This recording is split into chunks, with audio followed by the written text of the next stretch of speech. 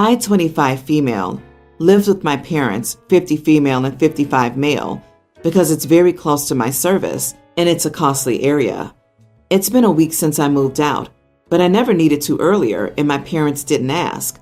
So as time went on and I earned more, I put in air conditioning, made my room smart, as well as the house, Alexa, put an excellent shower in the guest bathroom, which I eventually added to my bedroom, and I bought quality furniture for my room, etc. My room turned out to be the best in the house because of my changes, and yes, I paid rent to my parents, quite fat by the way. It's been 3 months since they came to talk to me, saying it was time for me to move because they wanted to have their moment alone now, and I could live on my own. Of course I agreed, after all, and I was just living there for ease and convenience.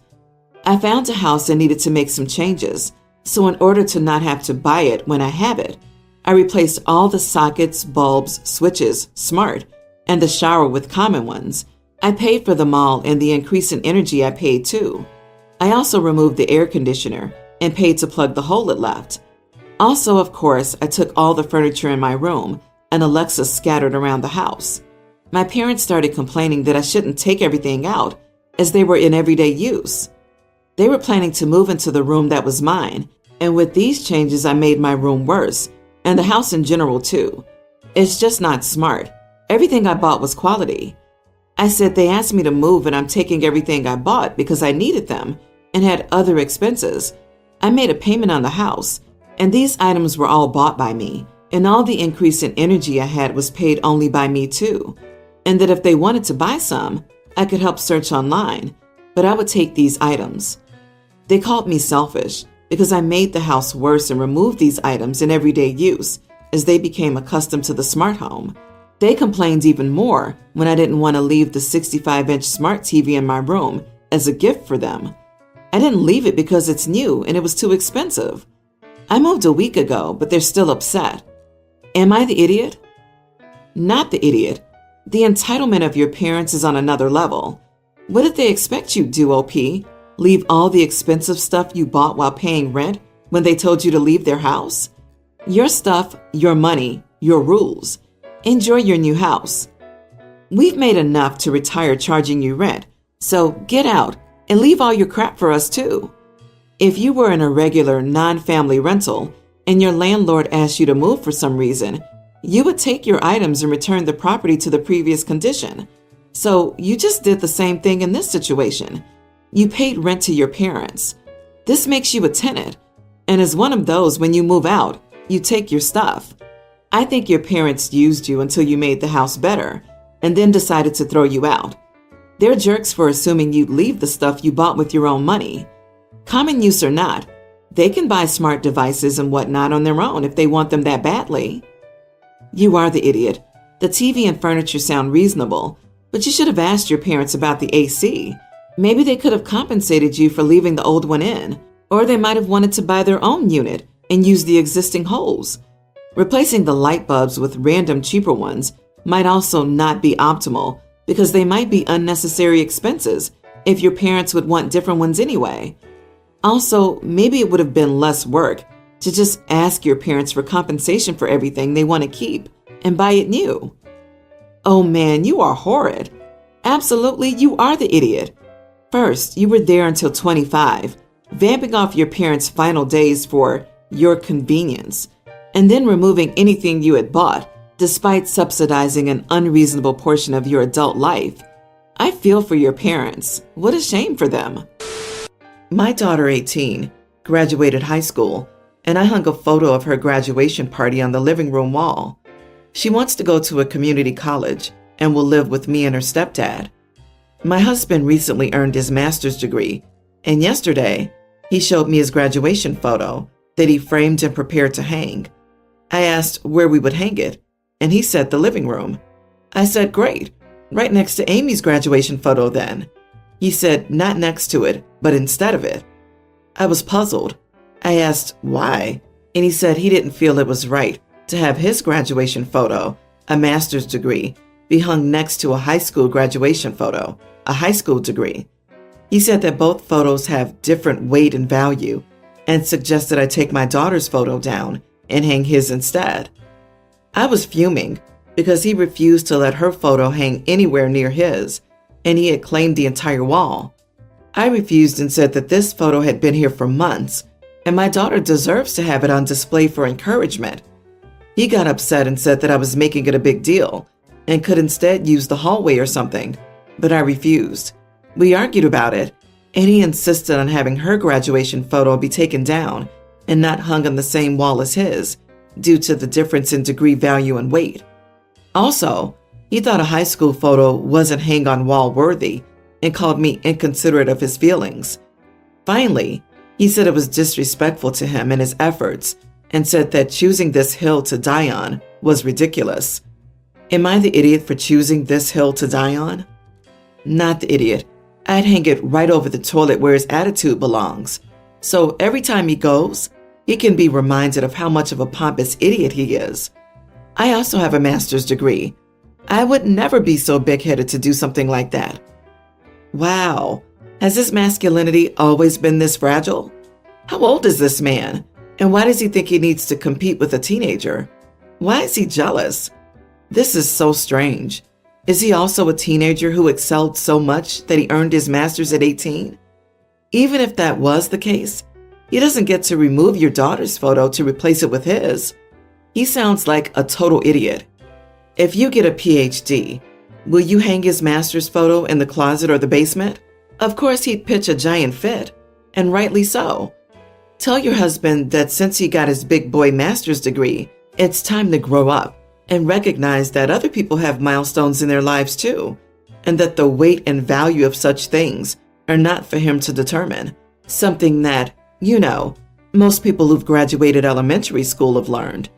Your husband just told you your daughter and her accomplishments are meaningless to him, and that she's so beneath him that she's not worthy of sharing wall space with his own. There are massive red flags. However, I will bet that this is not the first red flag.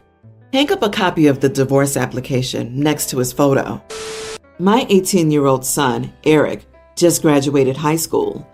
I'm very proud of him because he has ADHD, and school has always been a struggle for him, but he's going to college and his future is promising. I was out with my two girlfriends. Both have children the same age as Eric. Well, I excused myself to the washroom, and right before I was about to go back into the room, I overheard one of them say that I must be so disappointed in Eric. Disappointed because he's not studying law or medicine, etc., like their kids. This got my attention, and I kept listening. They continued to talk about how he barely graduated, and then they made a few odd jokes about how Eric would probably follow in my footsteps and marry a rich older lady. Finally, they talked about my son's reputation and laughed about how he cares more about his face than his future, just like his mother. This hurt me a lot. I was heartbroken. Not only were they insulting me, but also my son. I walked into the room and they were silent, but acted as if they weren't just talking crap. So I didn't mention it and simply decided never to hang out with them ever again. But when I got home, my husband asked me if anything was wrong, and I just began to cry and told him everything. I've been friends with them for a year, and gosh, I don't even know. He was really angry. He had invited them and their families to go on a quick 2-day trip, and he called their husbands and canceled. When they asked why, he told them there was no way he was paying to take two bitter, mean girls that insulted his wife and son on vacation. Well, I got a call from the two, and they were really upset. They said that I needed to tell him to rethink his decision, and that they were just joking around because their kids were looking forward to the trip. I told them that I didn't want to, but they said that I should have talked to them instead of crying to my husband like a weak witch. I told them to screw off, and they replied, "This is exactly why we hate you. Wait, sorry, are you going to go cry to your husband again?" That stung a little, and now I'm wondering if I'm the idiot for not being straight up and crying to my husband instead. My sister agrees that I should have dealt with it myself and that I went too far telling my husband. I mean, it's my sister. I tell her everything. A lot of my previous friends also used to say similar things about me regarding my husband. So after a while, you start to wonder if you're the problem. Not the idiot. I'm just joking is the universal mantra of every idiot bully. You owe them nothing. They're not concerned about their actual friendship with you. They're worried that they lost out on the trip and that they've lost their good reputation. In almost all marriages, you should share with your husband everything. Girls legit just sound jealous of OP's husband. Notice how all their attacks and complaints revolve around OP interacting with her husband. They're just mad that she has a wonderfully supportive partner and they got exposed. So they can't take advantage of OP's husband now. OP, these aren't your friends. Who cares what they think? They insulted your son, called you a gold digger, and then what? They don't expect you to tell your husband what's up? Girl, they just still want your husband to do things for them. It doesn't matter that you cry to your husband about awful people. He's your partner. Just block them and never think about them again. You are a full-grown adult, and I don't understand why you even have to ask this question. You get to have boundaries. Not engaging with people who are cruel and insulting is a very reasonable boundary. Not going on vacation with people who hate you is a very reasonable boundary. You don't have to justify communicating with your husband to anyone, let alone these immature idiots or your gossipy, unsupportive sister. My female father found out that my mother had an affair many years ago with his brother when they were still together. My father became suspicious and pressured all his children to take a DNA test. I was the only one of the 4 who was not biological. This screwed up my relationship with my father. I visited him every weekend, and after the test results, he cut the visits. He always gave some money to his children, but for me, he only gave what he was obliged by law to do. All of my brothers got a car and a trip to another country, a gift divided in half by my parents. I only got a trip because that's what my mother could manage on her own. It hurt to see my brother, 1 year younger, get everything. I lost in 1 month a present, loving, and helpful father, and every time I pointed this out, he told me to understand how hard it was for him to see the fruit of my mother's betrayal and that she lied to him for years, taking advantage of the similarity between him and his brother. For over 5 years, he barely spoke to me, beyond the basics, and excluded me from everything. Parties. It hurt a lot. After 5 years, under the influence of my stepmother, he had more contact with me, but we were no longer the same. Our relationship has always been rocky after that. The situation. I'm getting married to my beautiful bride in a few months, and we're getting ready for the ceremony/party. My father insisted on giving funds, a lot, to help, and although I didn't want to, I did accept it as long as there were no strings attached. Somehow, I think one of my brothers, he found out that he wouldn't walk me down the aisle, and he had a meltdown. He said that this was our moment as we planned it when I was younger, and that it was his dream to walk his only daughter down the aisle. At some point, he talked about helping at the party, which was the trigger. I said he forfeited that right by setting me aside for 5 years for something I wasn't guilty of, so I prefer to go alone. He again began to say that I should understand his feelings, that it was a very difficult time for him, and that he accepted me. I exploded, saying that I didn't give a crap about his feelings because he just ignored that he had raised me for 17 years and then treated me like it was an obligation. He looked shocked, and then he left. My stepmother called me later, saying that I broke my father's heart doing and saying all this, and that he is human, he can make mistakes, and that he was trying his best to make up for the lost time. Am I the idiot? Not the idiot. Your father took out his feelings of betrayal on an innocent child. He was the adult. You were the child. Yes, he was suffering, but you were still his responsibility, not just for stuff, but as a parent and for your mental and emotional health. He made a choice to abandon you when you needed him. That did damage he can't expect to disappear because he wanted to. He can't expect to have the rewards of good parenting when he was a bad parent to you during those years. Actions have consequences. I hate see it from my perspective people because they never see it from the perspective of others. They demand people give them so many chances, but refuse to understand their actions have consequences. Sure, yeah, the dad was going through a lot of crap in his life at the time, but he actively, emotionally destroyed a child for his own selfish reasons, and then demanded that the kid be suddenly fine with him because things were hard for him. Things were hard for OP, specifically because of him. He doesn't get to go unring that bell. That's solely on him and not you. I hope you have a great wedding and that this doesn't overshadow everything.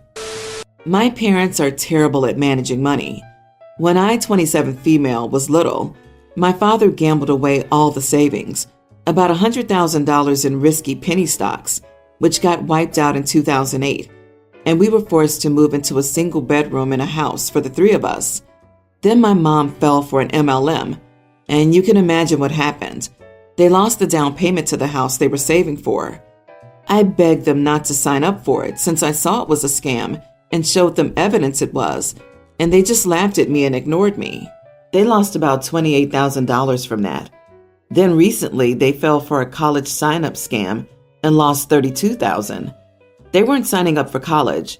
They just needed a loan and tried to go through a private broker who promised to get them a school loan that they could use on whatever they wanted. I went with them to see this broker and told them it was a scam, and they ignored me. So basically, they were trying to scam the government and got scammed instead. I tried to pry the pen away from my father's hands when I got desperate as he was writing down his bank info and SSA, and he screamed at me that I was embarrassing him and did it anyway. Again, they lost money, and now they're homeless because their credit is crap, and they can barely afford even crappy apartments. They probably can't get that money back since they have little documentation on the broker and what he promised. So now they live in their car and are begging me for money. I have about $100,000 saved, waiting to buy a house, and they know about it because I stupidly told them I was saving for a house, and now they're calling me and showing up at my apartment asking for money. They also want to move in the meantime, but my roommate and I agreed that visitation from friends or family is max 1 week to prevent resentment, and if my parents move in, they'll probably refuse to move out. They're going to food pantries, and honestly, I can't find it in myself to be that sympathetic since they don't listen to me until they need my money. Am I the idiot for not helping my parents when they're homeless? Not the idiot. Do not give them money. You know exactly what's going on. You know what'll happen. You cannot save them from themselves. They are a bottomless pit, and they will bleed you dry and still end up homeless. Please don't give them a cent. Don't let them through your door. Don't do laundry for them. Don't take them food. I've seen so many situations where kids who have worked hard to overcome their upbringings have been sucked back in and have ended up stressed and with no money. You can probably tell it makes my blood pressure increase just to read your story. Make sure your credit is on lockdown. Parents will typically have everything they need to open an account in their children's names. However, if you don't give them anything, and you shouldn't, they may take it upon themselves to get something from you. Lock it down. I'm sorry, but your instincts are right on the money. Your parents require help, but not the kind of help they want from you. For now, you're relatively safe, thanks to your rule with your roommate. But when you get your own house, I'd consider not giving them your address to avoid harassment. They've ruined their lives. Don't let them do the same to yours. My wife wanted an open marriage. I refused, and she ended up cheating on me in our bedroom. Damn it, I should have seen it coming. With some foresight, it would have been obvious, like 2 trains on a collision course. But I wasn't paying attention. I could blame it on one train hiding in a tunnel, but all the warning signs were there. I was just too smitten with the girl to notice when the other train came roaring out. I was completely blindsided. Enough with the metaphors, let's get to the point. Throughout school, they were always there, but you didn't really notice them as 2 separate people. They were Mercedes Koff and Portia Rowan, known as the twins. They dressed, spoke, and styled their hair the same. They might as well have been joined at the hip, though they weren't related. They weren't standoffish. In their teens, they dated boys, but only double dated. If a guy liked one, he had to find a date for the other. I liked both, but never bothered with the double date game. It was too much hassle, and the girls were picky. The issue never arose for me because, at 16, my dad got me an apprenticeship with my Uncle Harry in London. Get an apprenticeship and you'll have a job for life, my dad said. So, I moved in with Uncle Harry and Auntie Mavis in the suburbs. Most of our work was there too, and I had one day, an evening a week, at technical college. Uncle Harry worked me hard, even on weekends, to make up for college days. My trips home dwindled from monthly to barely 3 times a year. By the end of my apprenticeship, home felt like a stranger's place. I'd saved enough money to rent a flat back in my hometown. Work was easy to find with my papers, and the pay was good. I started on a site with 50 new houses and then moved to a smaller job on a barn conversion. One day, while discussing plans over tea, I mentioned a large blank wall on the building. The boss handed me the artist's drawing and said, "Show me." I sketched the changes I thought would be improvements. Later, I was called to the site office where the boss, the owner, and the architect were. After some heated exchanges, my changes were added to the plan. On the day we handed over the house, the architect told me, "You should be an architect or designer. You have an eye for design." A few weeks later, I signed up for a part-time college course in architecture. I continued working on building sites to support my studies. One day, in the college library, I noticed a familiar-looking young woman. She smiled at me briefly before returning to her book. I stared at her, trying to place her face. She caught me staring, got up, and walked over to me. She rotated my book and said, "You'll find it easier to read if it's the right way up, Roger." I looked up, surprised. "Mercedes, you've changed a lot. Is that a compliment?" "Of course. But where's Tish?" I asked. "She's in the States doing an internship." We were supposed to be there together, but my placement fell through. I decided to brush up on my Spanish here. We talked until the librarian shushed us, then moved to the refectory. By the time she had to go to class, we had made plans for the evening. I drove her home in my old van since I was doing some side work and needed it for my tools. When I pulled up outside her upscale house, I wondered what her parents thought. We sat in the van chatting about school until I asked her out for the next evening. Her reply hinted at something I missed at the time. "That would be nice, Roger. I haven't been out since Tish left." I arrived at her house at 7:30 that Friday. Her father opened the door, giving me a once-over like I was unwelcome. He looked at my van with obvious disdain. Inside, I met her mother and younger sister Estelle, who I remembered from school. They were pleasant, but her father clearly didn't like me. Typical protective father behavior, if you ask me. When Dee entered the room, my jaw dropped.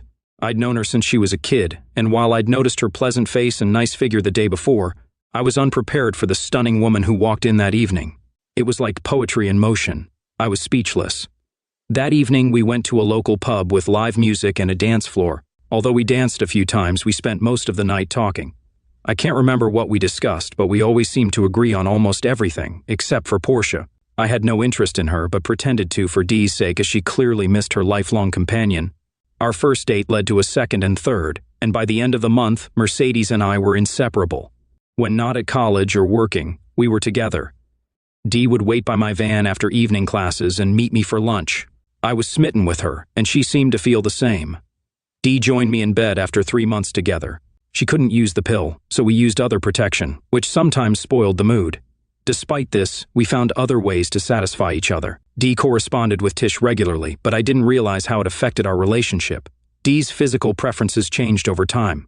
Initially, she wanted nothing to do with mouth loving, but by February she was eager to try it and soon became enthusiastic. We started talking seriously about getting engaged and married. I bought her a ring in late July, and we planned to marry after her finals the following summer. Dee's mother was thrilled, but her father thought she could do better than a builder. Estelle, Dee's sister, bluntly suggested I should marry her instead. In early August, Portia returned from the States with her American boyfriend, George Greenlake. I didn't like him. He was brash and a know-it-all. One evening, I came home to find Dee in my flat looking distressed. There were 3 coffee cups on the table. When I told her I'd change quickly so we could go out, she blurted out, "You can't go in there yet. Tish and George are using our bed." Like hell they are. An apt statement from me. Actually, I believe in the saying that an Englishman's home is his castle, and the most personal item in my home is my bed. This likely stems from returning to my parents' house from Uncle Harry's to find a lodger sleeping in my bed. I think they heard my outburst because Portia and George entered the kitchen a couple of minutes later, still getting dressed. Despite their apologies, they didn't change the sheets or make the bed. Dee assured me they hadn't asked her permission. From their behavior, I believed her. They acted as if they were the most important people in the world. While George was in the country, the 4 of us hung out. Portia borrowed her father's car most of the time, as my van only had 3 seats in the front. I refused to ride in her father's car because George drove. Once they were away from her house, Dee always rode with me. One evening, I watched with sick amusement as George drove out of a pub car park straight into a bus. I honked my horn, which helped the bus driver stop before too much damage was done. George had driven on the wrong side of the road, a common mistake for foreigners. George wasn't insured to drive and didn't have an international license, though the police accepted his American one after Portia's father arrived. I took Dee home. George flew back home the next weekend. September arrived quickly. My old van became crucial for moving Tish and Dee's gear to their flat at university. Suddenly, Portia was happy to travel in my van. Once her stuff was loaded, after her father discovered his new Saab had been wrecked, he didn't volunteer to drive her. Soon the girls were gone. I missed Dee, though not Tish. Despite dating Dee for a while, I'd only been invited to her house for a meal once, mainly to ask her father for her hand in marriage. The week after the girls left, Dee's mother invited me to Sunday lunch. I got along well with Dee's mother and sister, who still followed me like a puppy. Dee's father even started calling me son and invited me to golf, a sport I'd have to take up after marrying Dee to keep the in-laws happy. I suspected an ulterior motive in these invitations. When Dee came home monthly to visit, we spent a lot of time at her parents' house. I was now a regular and welcome visitor. Most weekends, Tish joined us, talking about George and her plans to marry him after graduation. Tish often came home with Dee, spending most of her time wherever Dee was, including my flat. By Christmas, wedding plans were in full swing. Dee's mother and Estelle were organizing everything, with Dee and me agreeing to their plans. Dee's father was footing the bill. I'd ask, "Are you all right with this, Frank?" He'd nod and say, "Wait till it's your turn, son, only have boys." He wasn't a bad guy. Estelle saw our marriage as a rehearsal for her own big one. Frank would raise his eyebrows whenever she said that. Everything was going great until just after Easter, when Portia got dumped by George. He left her for another girl, confirming he was an insensitive idiot. Portia wasn't my favorite person, but I saw that letter, and it was brutal. A few weeks later, Dee suggested postponing our wedding because Tish was upset. The girls graduated and moved back home, and both quickly found jobs at local banks.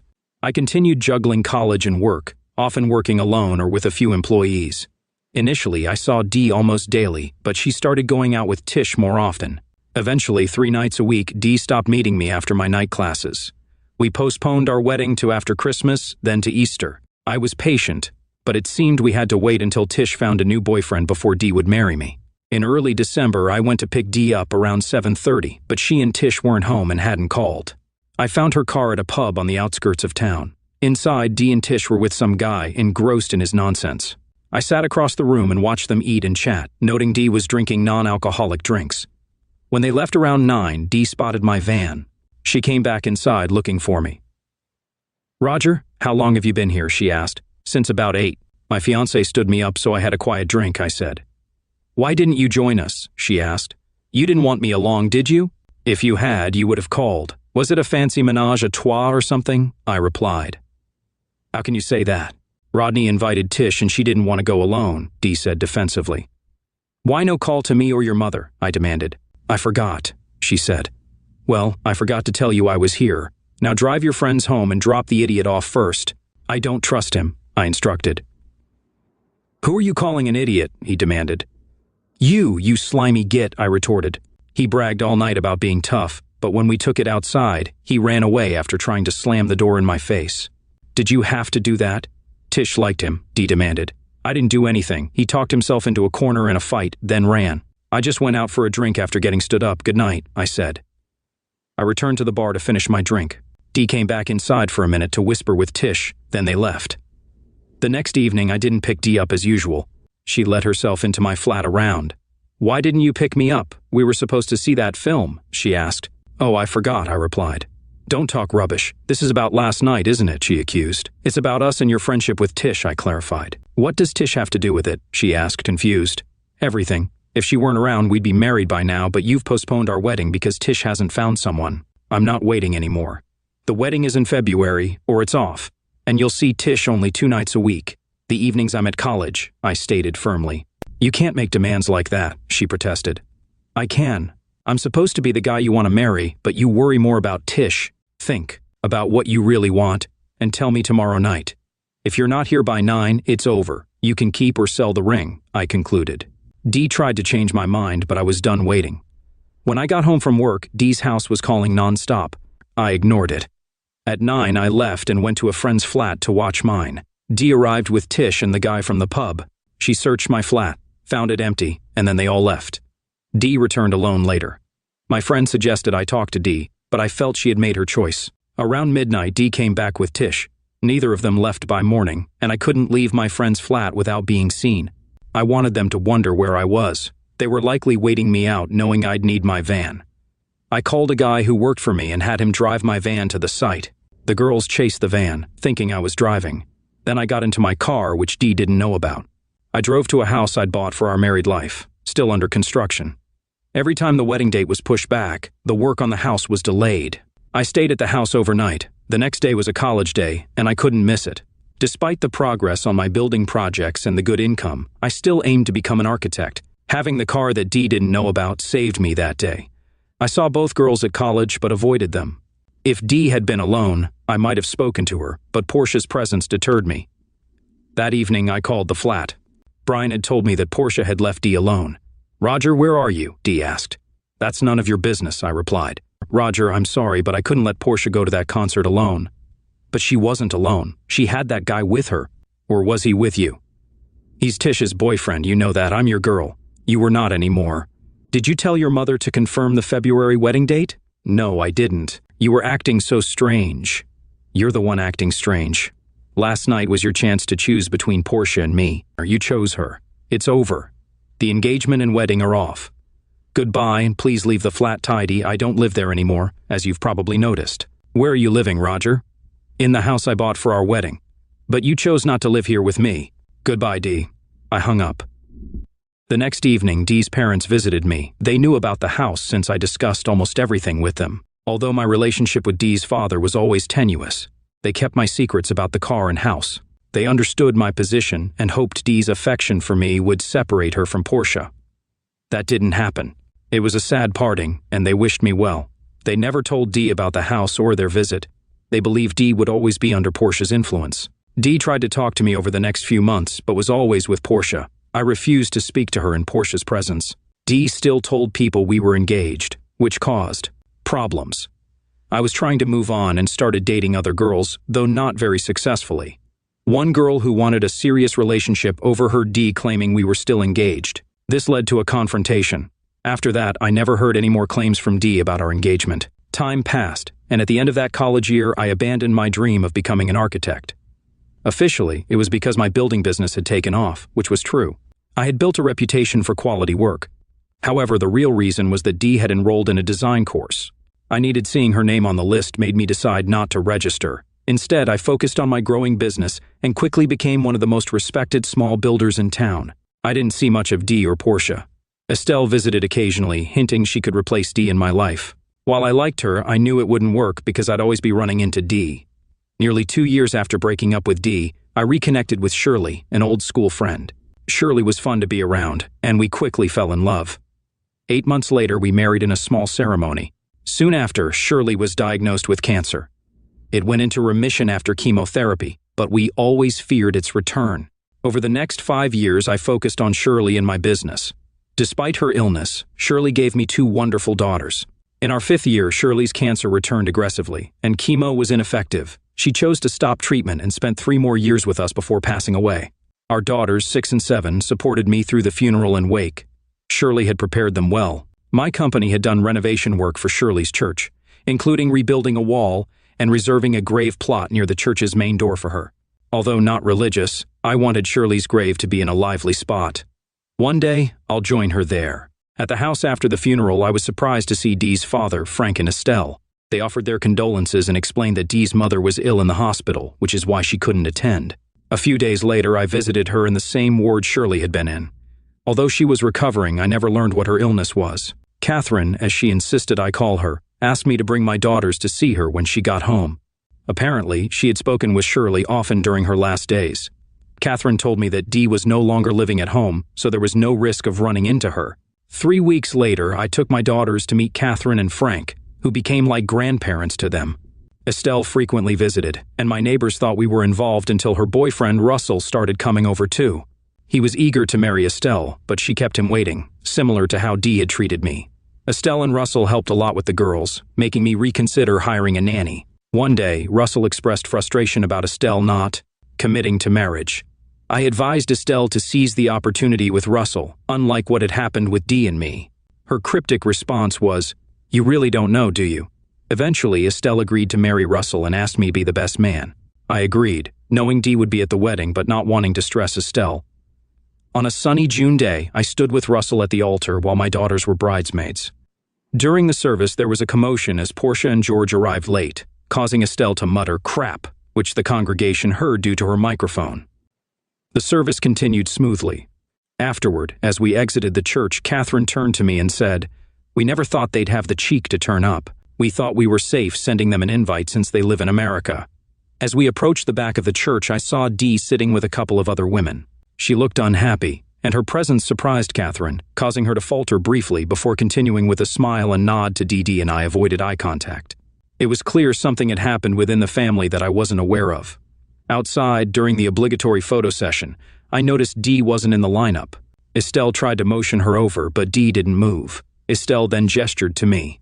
Understanding her unspoken request, I slipped away, circled behind Dee, and took her by the arm, guiding her into the lineup. "Smile, this is your sister's wedding," I whispered firmly. "What do I have to smile about?" Dee replied. "A lot more than my wife had." "That was her grave you almost stood on back there," I reminded her. Dee apologized, and I reminded her that she had reasons to be grateful. One of the ushers handed me a small bouquet, which I gave to Dee before returning to my place. Dee managed to smile, though she still looked unhappy. After the photos, I began herding people into the limousines for the reception. My daughters demanded hugs and praise for their behavior. I noticed their bouquets were missing, likely handed off to Dee.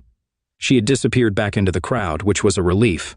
Portia came up to say hello, but I wasn't interested in her or George's story. Before leaving, I visited Shirley's grave. There were now 3 small bouquets alongside the large one I had placed earlier. I spoke to Shirley as I always did, even though I don't believe in the afterlife. It's funny how we do that, isn't it? Talking to loved ones as if they can hear us. At the hotel reception, it was clear Dee's presence was unexpected. After Catherine left the welcoming line, she scrambled to rearrange the seating at the top table to include Dee.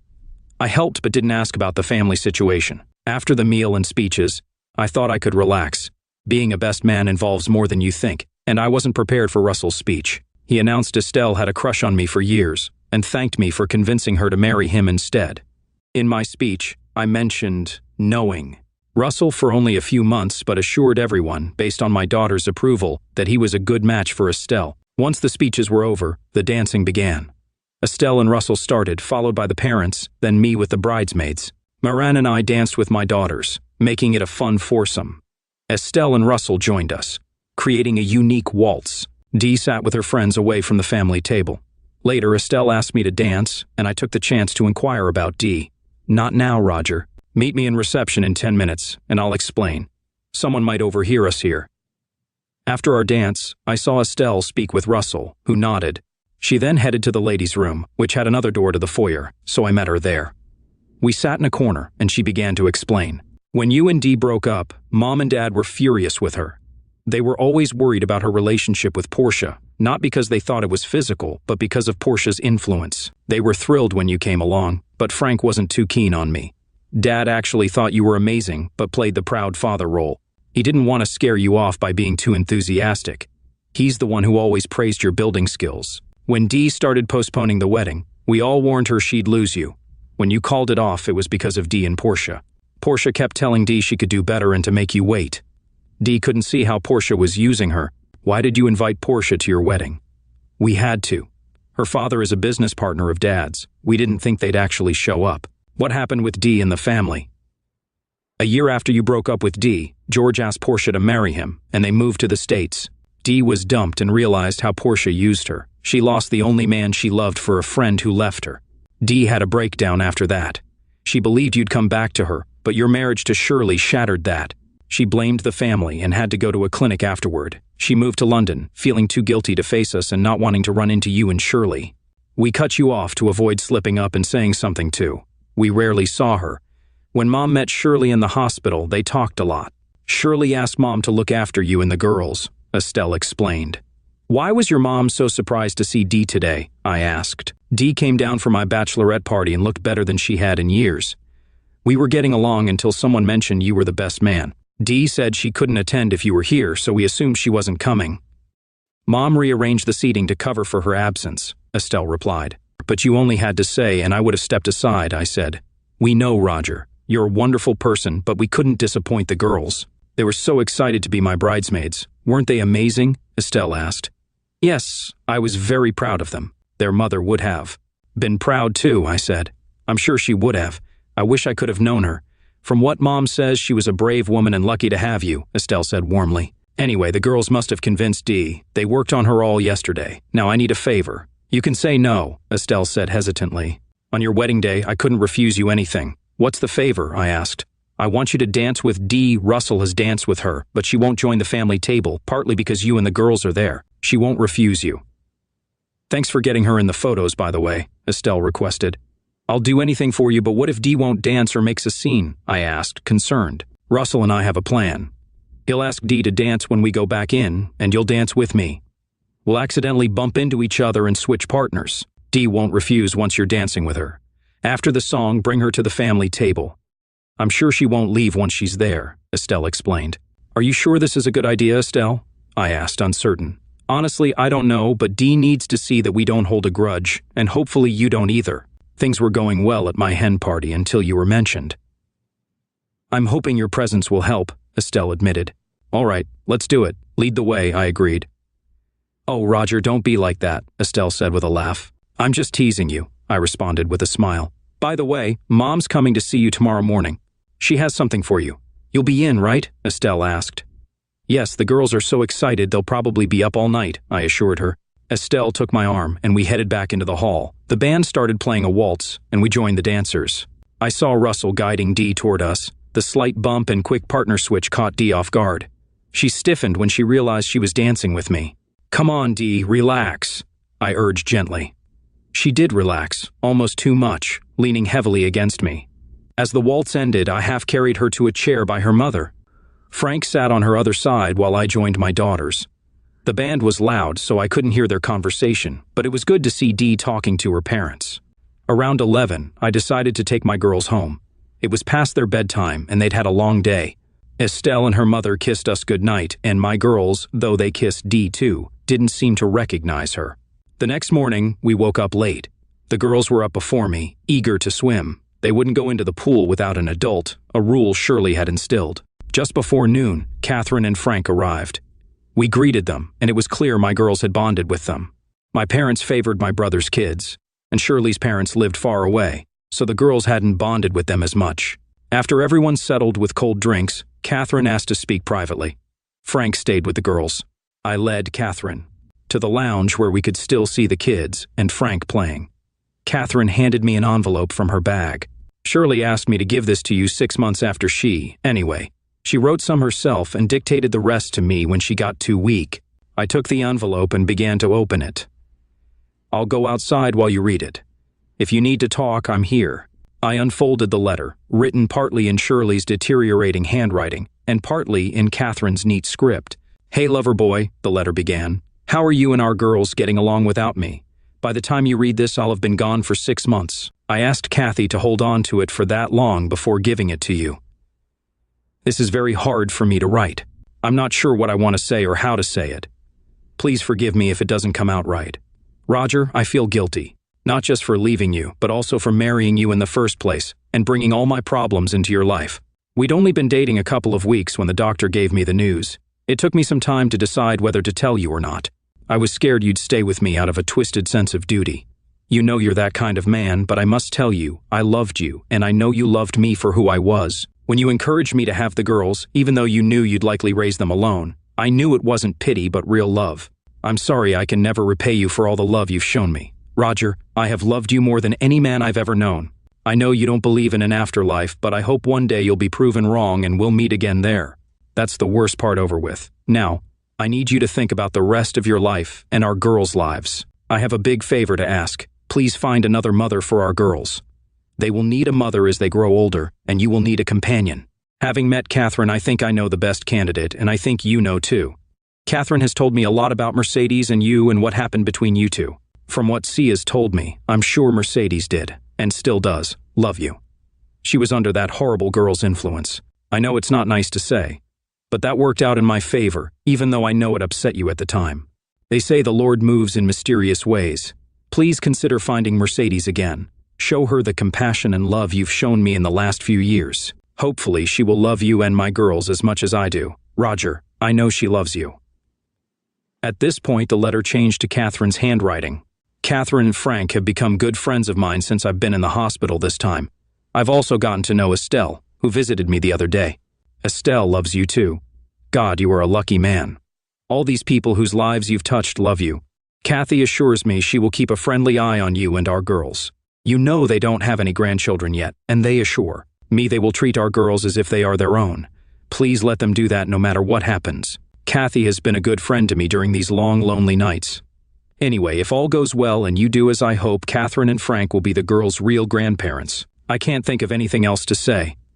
Thank you, Roger, for loving me, and remember, if I can, I will always watch over you and the girls from wherever I am. Goodbye, my love, till we meet again. Shirley.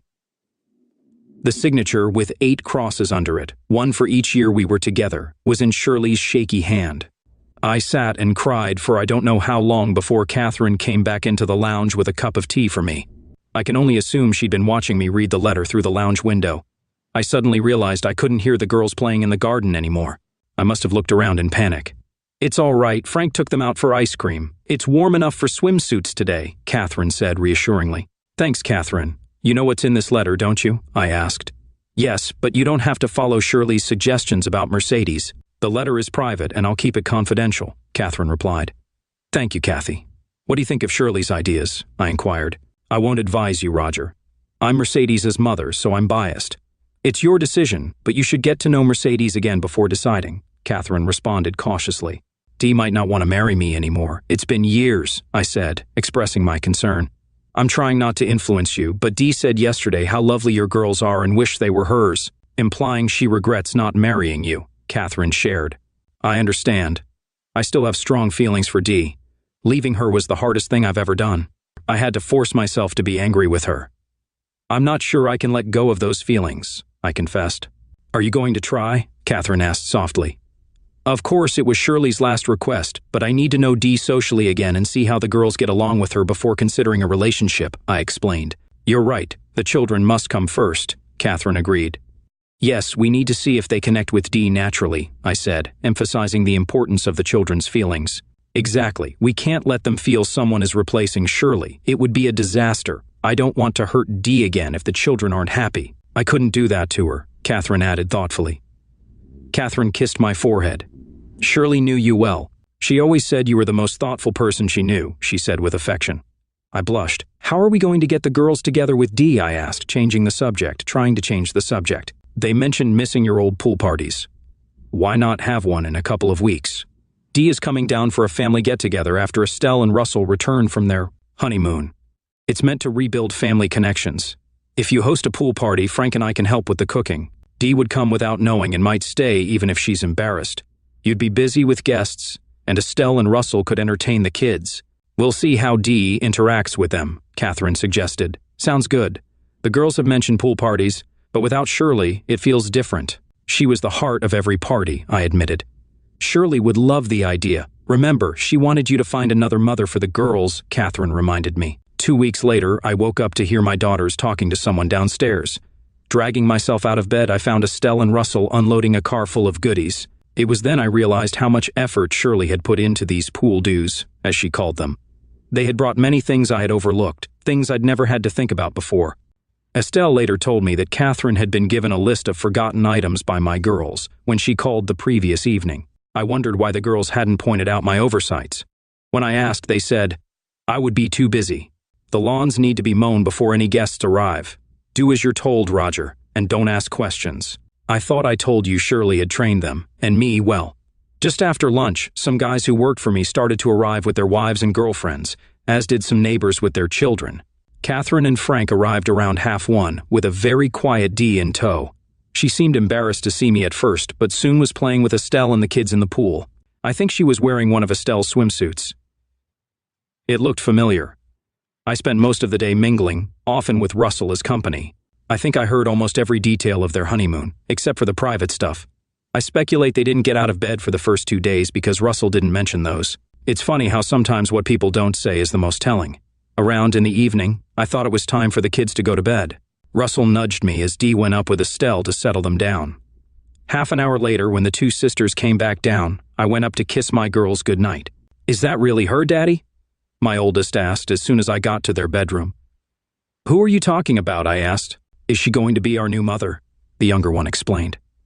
Hold on, where did you two get the idea that there is going to be a new mommy? I asked, puzzled. Don't be silly, Daddy. Mommy told us a long time ago that you'd find another mother for us, my oldest replied confidently. Oh, she did she? And what else did your mommy tell you that she didn't tell me? I inquired. She said that Estelle's sister would probably be our new mother. We were to help you catch her, the younger one added.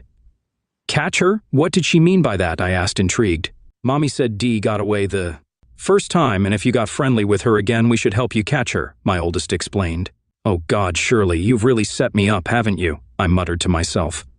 Sorry, Daddy, I couldn't hear what you said, my youngest said. Oh, nothing, girls. I was just offering a prayer to your mother. Now give me a kiss goodnight and we'll talk about things tomorrow, I said, trying to stay composed. Is Dee coming over again? We like her, my youngest asked. I don't know, baby, she might, I replied. Well, if she doesn't come over, can we visit her? My oldest asked hopefully. There comes a time in everyone's life when you have to admit you're on a losing wicket and throw in the towel. I figured this was my time. Okay, girls, if Dee doesn't come to see us tomorrow, we will go see her.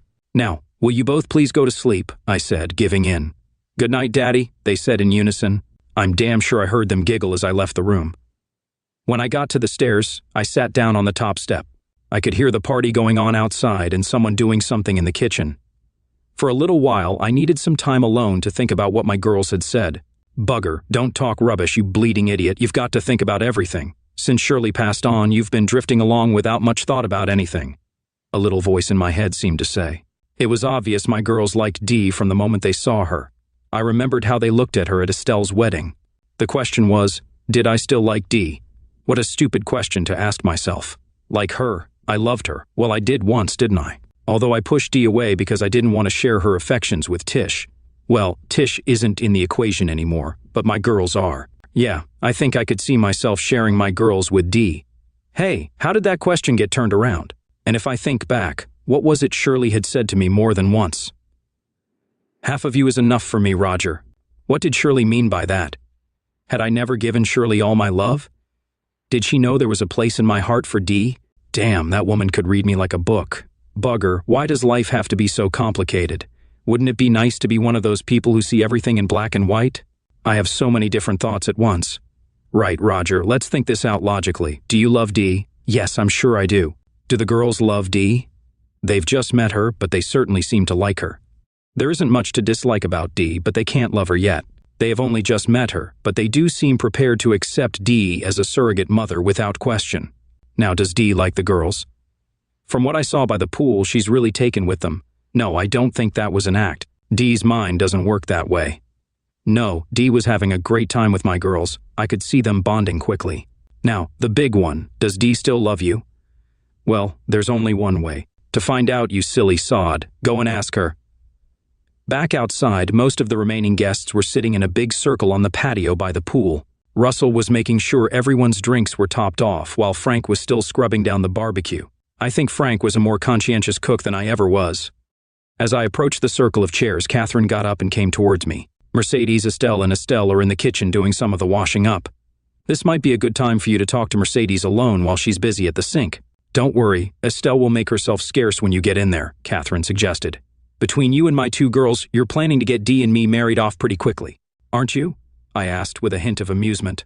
Roger, I can assure you none of us have said anything to Mercedes about you two getting back together, but I'm afraid the girls were asking her some embarrassing questions earlier. We weren't expecting that, Catherine admitted. So, I gather. I think Shirley had been planning this for a long time. I just wish she'd let me in on it. Tell me, Catherine, how long did you know Shirley? You didn't just meet her on her last day in the hospital, did you? I probed. Well, no, Roger. We met at the cancer support group. Didn't you know? Catherine revealed. No, Shirley never talked about what went on there. So, she was planning this reconciliation between Dee and me for some time then? I asked, feeling a mix of surprise and realization. To be honest, Roger, I don't really know when she found out who I was. Shirley asked me about you and Dee. I told her the truth as I saw it, but she did say to me more than once that if you two got back together, she wouldn't have to worry about you and the girls, Catherine explained. Damn it, I know for sure now that Shirley knew me far better than I know myself, I said with a sigh. Woman's intuition, Roger. You chose a wonderful wife in Shirley. Now why don't you go have a quiet word with Mercedes? Catherine encouraged. I went into the kitchen where Dee was washing and Estelle was drying. I took the drying cloth from Estelle before Dee realized I had entered the room. For a few minutes, Dee kept washing and placing things on the draining board, and I dried them. Then she suddenly stopped. She must have seen my arm taking the plate she just put down. She turned and looked at me. "Long time since we've done this together, Dee," I said. Dee didn't reply. She just looked at me. I placed the plate in the rack and held out my hand for the next one. Dee passed me the dirty plate she was about to wash. Shouldn't it go in the water first?" I asked with a smile. "Oh, I'm sorry, I wasn't thinking," she said as she took the plate back and started to wash it. "I'd say you were thinking, but not about the washing up, Dee. Tell me, what were you thinking?" I asked gently. "Do you really want to know?" she asked, her voice trembling. "I wouldn't ask if I didn't want to know," I replied sincerely. "I was thinking what a bloody idiot I am," she confessed. "And why is that?" I asked, my heart pounding. "Well, I had the chance to spend the rest of my life with you, and I threw it away." "How could I have been that stupid?" Dee said, her eyes filling with tears. "Maybe you weren't stupid, Dee. My wife Shirley was a believer, not that I've ever been, but she always did say the Lord moves in mysterious ways. Perhaps if he does exist, and I'm not saying he does, he had a job for me to do before we got married. Now I think that job is over, and there's a job for you to do now," I said, trying to find the right words. "And what's that?" Dee asked, looking confused. "Well, there are 2 little girls upstairs who are missing a mother. They seem to think you were the chosen one," I said softly. Dee looked at me with a confused look. "Let's put it this way.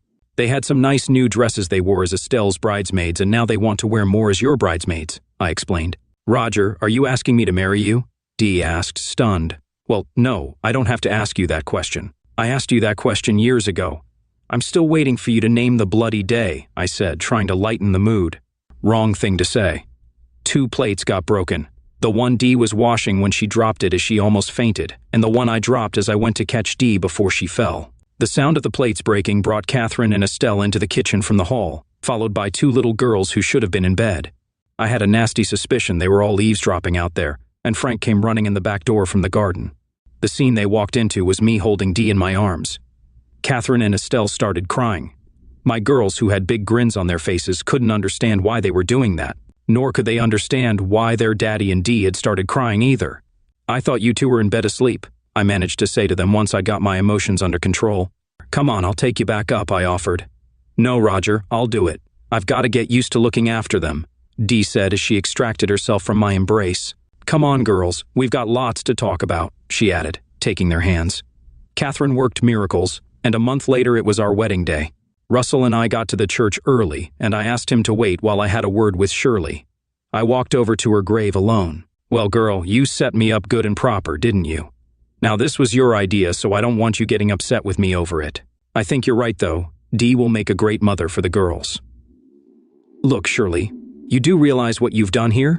Dee is going to want some children of her own sometime, so don't you dare hold it against me when we get all cozy with each other. Well, I'd better go now, but I'll be back with the girls in a couple of weeks. Dee and I are going away tomorrow for a week or so, but I'll tell you all about it when we get back. Bye for now, babe." 10 minutes later, I was standing before that same altar again, but this time I had switched places with Russell. I have to admit, I was surprised that my entire family had shown up. I think that was Catherine's doing. She can be very persuasive. What puzzled me was that 8 of my workers were all dressed in identical new suits, which was unusual unless they got a bulk deal, which I doubted. They were sitting at the ends of the pews by the aisles, not with their families. I suspected something was up. As the service ended, all 8 got up and left the church before Dee and I started our procession out. As we walked through the main door, we were confronted by the guys standing in 2 neat lines, long-handled shovels at the shoulder. Someone called out a command, and the shovels first went to the present and then into a line of arches for Dee and me to walk under. "You buggers," I said to them as we stopped under the arches while the photographer took pictures. "We ain't finished yet, Raj," one of them whispered back. I wondered what they had planned next. Then we had the usual photo call. During this, Dee received a large bouquet of flowers. When the photographer finished, and we started towards the waiting limousine, Dee suddenly stopped. "Will you wait here for me a moment, Roger? There's something I need to do now. Please don't move." I watched as Dee walked over to Shirley's grave and placed the bouquet beside the one I had left before the wedding. She stood there alone for a few moments, speaking softly, though no one could hear her. Then she signaled to my girls, who joined her and placed their small bouquets on their mother's grave. Now I realized where the 3 bouquets came from at Estelle's wedding. It was obvious if I had only thought about it. Once Dee rejoined me, we continued towards the limousine only to see it drive away. As we approached, it was replaced by my old Bedford van. The last time I saw it was 3 weeks earlier when the guys decided our yard needed a cleanup. I thought it had gone to the scrapyard. Now it stood there looking better than ever, with bright new paint, ribbons hanging from the ladders on the roof rack, and a liveried chauffeur at the wheel. The boys opened the sliding side door, revealing the back had been fitted with a sofa for Dee and me to sit on. "It's a convertible, boss. If you get impatient, just pull the lever under the arm, and you've got a bed," one of the boys whispered with a smile. With smiles all around, Dee and I climbed inside. The sliding door was locked open for the short drive to the hotel where the reception was held. That night, Dee and I spent our first night together as husband and wife. I woke up at some ungodly hour to the sound of Dee sobbing. "What's wrong, babe?" I asked. What a stupid, inane way to ask her. "Nothing. I'm just so happy, but I'm annoyed with myself for how I behave towards you. I thought you would wait forever." "Well, we're together forever now, so stop dwelling on the past," I said as I took her in my arms and kissed her. Our past was never mentioned again. The girls started calling Dee mother very quickly.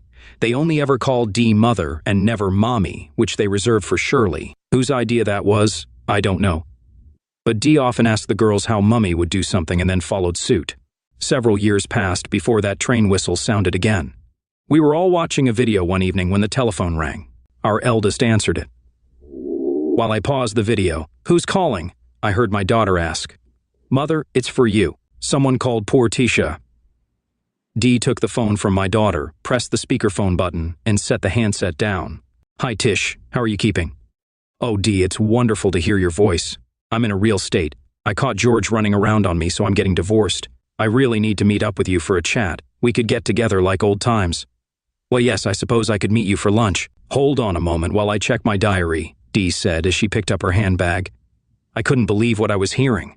Dee was going to reconnect with Portia. Dee saw the astonished look on my face and smiled. "What's the date today?" Dee asked, not directed at anyone in particular. "The 3rd of August, came Portia's voice from the phone. "How about the August 6th, 2026, Dee said. 2026, Dee?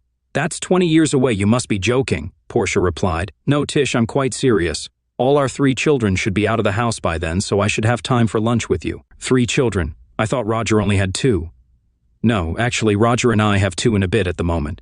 There's a chance it could be 2 in 2 bits. Twins run in my family. Goodbye, Portia. Call me in about 20 years. With any luck, we'll have changed our phone number by then. Dee switched off the phone and sat back with a silly grin on her face. Our 2 girls were quicker to understand and started to laugh. Suddenly, I realized what Dee had said to Portia. "Twins?" I asked.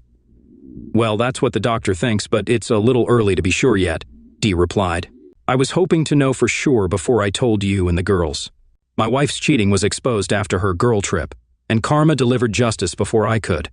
I work the night shift, and my wife works the day shift. Her workplace mostly has male colleagues, so she spends more time with them.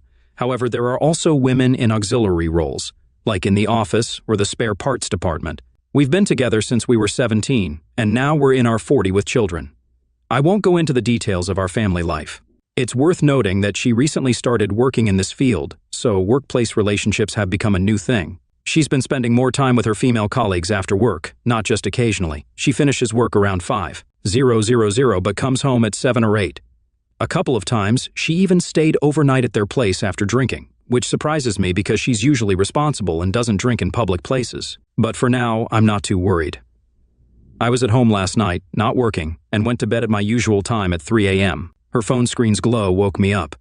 I couldn't tell if she was texting or browsing the internet, and she didn't seem to hide it from me, so probably nothing suspicious. However, she got up and started getting ready for work, even though her shift doesn't start until 8. I asked her about it, and she agreed, but said she was going for a walk with her colleagues. She's a diesel engine repair mechanic and looked more dressed up than I'd expect for a walk or a regular workday. She left around 4, probably reaching her friend's place by 4:30. It was still dark, drizzling, and about 45 degrees outside, which doesn't seem like good conditions for a walk, especially in Arizona, where raincoats aren't common. Also, she drives a truck, and I drive a car. At 5, I texted her about using the truck for a dump run, but she didn't respond. So I called her 15 minutes later, and she said they were still on the walk. She asked me to pick up the truck at her workplace. If it weren't raining, I might have considered checking if her hair was wet after a second shower. I tend to overanalyze things due to my unique way of thinking and sometimes have trouble reading social cues. So I'm wondering if I'm overthinking this. I decided to confront her and ask to see her phone. She tried to divert my attention and demanded to see my phone, which I gave her along with the password. I had nothing to hide since I hardly have any personal time, let alone meet others. However, when I checked her active messages, nothing was deleted. But when I tried to find a specific conversation that had caught my attention earlier, it had oddly disappeared. Feeling suspicious, I called the person who had raised my fears, hoping to see his name. I handed her the phone and told her I wanted to see their text conversation. She acted innocent, but I pointed out that she messaged him before leaving home and after returning, even when she claimed to be in Vegas. Instead of explaining, she acted confused, as if she didn't understand why the telephone operator had stored their messages. Disappointed, she went upstairs and refused to talk further. Feeling hurt and betrayed, I decided to pack up and leave. I informed her of my intentions and left after packing my things. Now let me share what I learned from the police investigator about the confrontation. Firstly, he emphasized that for minor offenses, the guilty party rarely fully admits it. Even if they confess in one instance, they often withhold important details, so it's unrealistic to expect a complete admission, especially in cases of ongoing infidelity. When you find yourself in such a situation, it's a major breach of trust, and you might need to consider legal action or making a significant decision. You're essentially looking for more information to use later. He also advises starting a confrontation by suggesting you have more information than they think and encouraging them to talk. The truth is the only valuable thing in this situation, so don't reveal the extent of your knowledge. Treat it like a high-stakes poker game and don't show your hand. He also noted that despite searching her phone, don't expect to find anything. It's likely well hidden or already deleted. Unless they lack intelligence, perpetrators tend to conceal evidence, anticipating a confrontation. Your job is to establish the absence of text messages and call logs to provide evidence. It's crucial to obtain records of text messages and calls from your telecom operator and check for gaps in dates and times. Lack of communication with a specific person suggests they were together in these moments. Make them believe you have the information while concealing its limitations. Obtaining direct evidence of their wrongdoing is often challenging. During a confrontation, demand access to their phone. They will likely resist and demand to see your phone, making similar accusations. Be prepared for them to stare at you. My wife reacted the same way when I asked. She claimed not to know my password and insisted I reveal it. Remember that guilty parties fear being discovered and are more concerned about what you might find on their phone than what they might find on yours. Pay attention to their willingness to disclose information relevant to you. In my case, my wife showed very little interest. She barely looked at the messages and didn't even check the photo gallery where questionable content is usually found. Instead, she was more focused on the phone in my hand as I casually scrolled through a list of harmless text conversations. She even said, "See, I don't know what you think I'm up to." To continue my investigation, I opened the phone app, entered the suspect's number, and tapped on the SMS icon. To my surprise, there were no messages. I went back to the contact and showed it to her, asking about the missing messages. She replied that they never communicated. I disagreed and informed her that in just the past month she had exchanged over 900 messages with him. I pressed her to reveal where those messages had gone. Initially, she pretended to be innocent, but deep down, she likely knew that the number I provided was accurate. Reluctantly, she admitted she had deleted them, but didn't disclose the whole truth. It turned out those messages were about her wanting a divorce, which she wasn't ready to tell me yet. I didn't give away too many details like how far my suspicions had gone. Instead, I provided enough information to instill confidence and make it clear that I had full knowledge of the situation. Knowing the exact number of texts was important as it served as solid evidence, reinforcing the message that I wasn't bluffing when I claimed to know something. This behavior is a typical sign of guilt. When someone is caught in a tough spot, they often try to dodge and use various tactics to avoid responsibility. To deflect blame, they often offer explanations about their whereabouts. However, it's crucial to closely scrutinize the information they provide. If their explanations are vague and seem forced, it's important to persistently seek more details. Many false explanations are created with little planning and can easily fall apart with further investigation. While they may provide some information about going to a bar with friends, it will likely lack specific details, such as a heated argument or who won a game of darts. Innocent spouses typically willingly share details of a pleasant evening with friends. Guilty ones, on the other hand, wonder why you're so interested in their activities. Remember, they're anticipating a confrontation and are already thinking about how an innocent person would act in this situation, crafting a plausible version. This idea applies even to drawing attention to themselves. When our oldest daughter had a conflict with my wife, she later told me she had 2 reasons for this. First, she wanted to steer the conversation in the right direction in case our daughter turned to me. Secondly, Culprits often think that by putting themselves at the center of attention, the focus will eventually fade. Looking back, I realized I made a mistake by not asking why our daughter came to that conclusion. I should have asked her to clarify what she said that led to that conclusion. Looking back, I should have taken the initiative and called my daughter myself. It's worth considering how an innocent spouse would respond when accused by someone else. They would likely be happy to provide unsolicited, detailed explanations because they have a clear conscience. Now, let's think about how an innocent person would behave. They might be annoyed by a request to see their phone since they still expect some privacy. But in the end, they would hand over the phone without much resistance. In all likelihood, they'd be genuinely puzzled at first. Honest individuals don't try to mislead or deceive others. It's also important to note that the most convincing lies often contain elements of truth. In my wife's case, she claimed to have spent time alone in a tattoo parlor getting sketches. However, when she returned home, she didn't bring any sketches or take pictures of them. Moreover, she said very little about the experience and only showed me some design ideas from the internet. She said the appointment was at 1 p.m., but she left our house at 11:30 a.m., so it only took her 45 minutes to get to the tattoo parlor. When she got back home, it was around 6 p.m. While I believe she did visit the tattoo parlor that day, I suspect she may have visited his house beforehand. Maybe they did something together, and buying a ticket for a future visit could serve as a potential alibi. They might have had lunch and deep conversations about moral theology at his place before returning home. This is when I decided to sort out the situation. So it's important to note that a simple alibi doesn't always explain every detail. She mentioned difficult traffic but didn't provide any specific details, like a blue Honda overturning. She also mentioned going to Home Depot to look for lifting belt rings but returned empty-handed, indicating an unsuccessful trip. There are other details he taught me, but I can't recall them all now. I'll report them as soon as I can. She continues to maintain a relationship with him, and it seems unlikely that things will work out between us. I've come to terms with the fact that my anger issues played a significant role in her distancing herself, but I'm actively working on improving myself and have made progress. Although she never committed to cheating, I'm ready to forgive, considering my part in this situation. She said our relationship has no hope, but she offered cohabitation for the sake of our children. I have concerns about the terms of cohabitation, as it appears to be a compromise driven by her hidden fears. In response, I offered her a divorce if that's what she really wants. However, since she hasn't mentioned it, I take it as a clear sign that she doesn't want a divorce. There's a possibility she's starting to soften her stance. As evidence, we recently went out for dinner with the kids, and she was friendly. We even had a pleasant conversation, and she maintained eye contact. At that time, I genuinely thought that the walls around her heart were starting to thaw, but things took a different turn on the way back home. She made a subtle comment seemingly to remind herself that she no longer loves me. People often say it's easy to walk away from a cheater, but when you share children, the pain of betrayal runs deep. The life I knew was closely tied to our shared existence.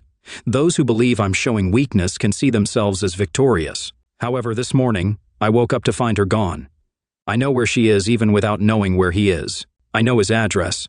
I took some photos of her truck in his garage earlier, although I'm not quite sure why I felt the need to do that. Maybe it was to understand her emotional state. When I arrived at their place, I initially spotted only his car in the driveway. To my surprise, her car was nearby. Unaware of my presence, she texted me asking if we needed any household supplies like garbage bags. I replied that we were out of groceries, and using the opportunity, I asked if she could buy cream for me. While pretending to be confident about her location, I didn't react at first. Soon, I noticed him driving his car out of the driveway, and her car was parked in reverse. It was clear they left together. I walked up to the door, intending to ring the bell, but got no response. In an attempt to initiate a conversation, I messaged her asking if she had received the mentioned letter. She said she hadn't seen it, and I shared its contents with her. After that, she expressed willingness to discuss the matter later. When she texted me that she was at Costco, I immediately replied that I knew she wasn't there. About 45 minutes later, I received a message with a photo of a familiar Costco building. It was evident she had just arrived and was creating a story. Choosing not to give in to persuasion, I asked her to send a photo of her truck if she wanted me to believe her. She calmly replied that she honestly didn't care about convincing me. At that moment, I had to acknowledge her good intentions. She might have been trying to shield me from more emotional pain. Perhaps she even feared my reaction, which made me feel regretful. However, the constant lies were causing more distress than the unfiltered truth.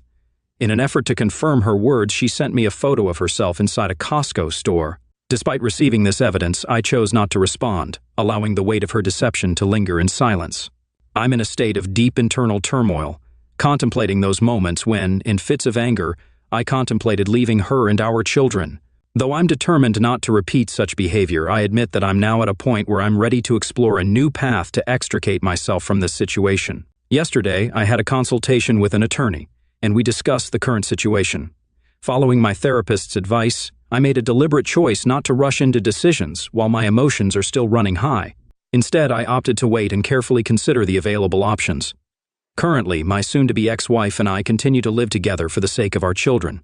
It's not an easy arrangement, as I often feel financially burdened supporting the household while she's involved with another man.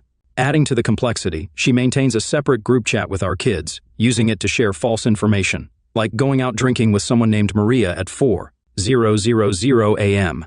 I realized she'd have to go to work soon, with just a few hours before her shift starts. Given that bars are typically closed at this time, it became evident that her recent claims of going out for drinks were mere fiction. I'm even more concerned about how these lies affect our youngest child, who, as it turns out, has autism with a high level of functioning. He tends to look up information about the opening hours of various establishments, like bars or gyms. They're starting to catch her in a web of deceit. If she can continue deceiving me without consequences, the repercussions of her dishonesty now extend to our children. But after a few quiet nights, I've reached a point where her actions no longer keep me awake at night. I've already consulted with a lawyer who informed me that with shared custody, the alimony I'll have to pay amounts to only $142 a month. My wife doesn't want to sell our family home, and it's evident that she can't buy it from me or acquire it on her own. However, according to my lawyer, if I decide to sell the house, then it will indeed be sold. This realization puts me in a somewhat challenging position. I have considerably more savings than she does, which puts my property at risk of being divided equally. Nevertheless, there are some investments and shares in the company that haven't fully matured yet. The lawyer assures me that these assets can be protected because there's still some ambiguity surrounding them. Furthermore, the lawyer suggested I could safeguard all my assets by using the house as leverage in negotiations. If I decide to contribute only half of the house payments until our children reach adulthood in 5 years, I can negotiate an equal share of future assets. By using this as a trump card, I can preserve my savings. So the situation has effectively turned into a real estate transaction. On a personal level, I have to admit that I succumbed to the stress of sleep deprivation and overwhelming grief, which led me to attempt reconciliation with an unfaithful wife. I began begging her desperately as a person lacking self-respect. About 2 weeks ago, I reached a breaking point and had to leave work early because I couldn't concentrate properly. At that moment, I hoped her car would still be parked outside the house, and that maybe a spark of affection for me would rekindle in her heart. Looking back, I now understand how crucial it is in such circumstances never to let myself appear as a fool. I tried to initiate a conversation with her, but my efforts were futile, and I couldn't help but feel pitiful. It seemed my pleas went unanswered. Sunday came and went, and I had no particular place to be. I informed her that I wouldn't be home until the workday started, giving her the opportunity to be with the kids while I was away. After buying pizza for the kids, she left again. Feeling lost and unsure of what to do, I sat in the car browsing various internet forums and getting distracted by other things. For reasons I can't entirely explain, I ended up downloading Tinder and setting up a profile. My initial intention wasn't to seek a chance encounter, so I mindlessly swiped left on all the profiles that caught my eye. However, I did strike up a conversation with one girl, though it didn't really pique my interest. The next morning, after work, I stumbled upon another profile, and despite my uncertainty, I impulsively swiped right. To my surprise, we hit it off right away, and she greeted me with a message, "Hello, handsome."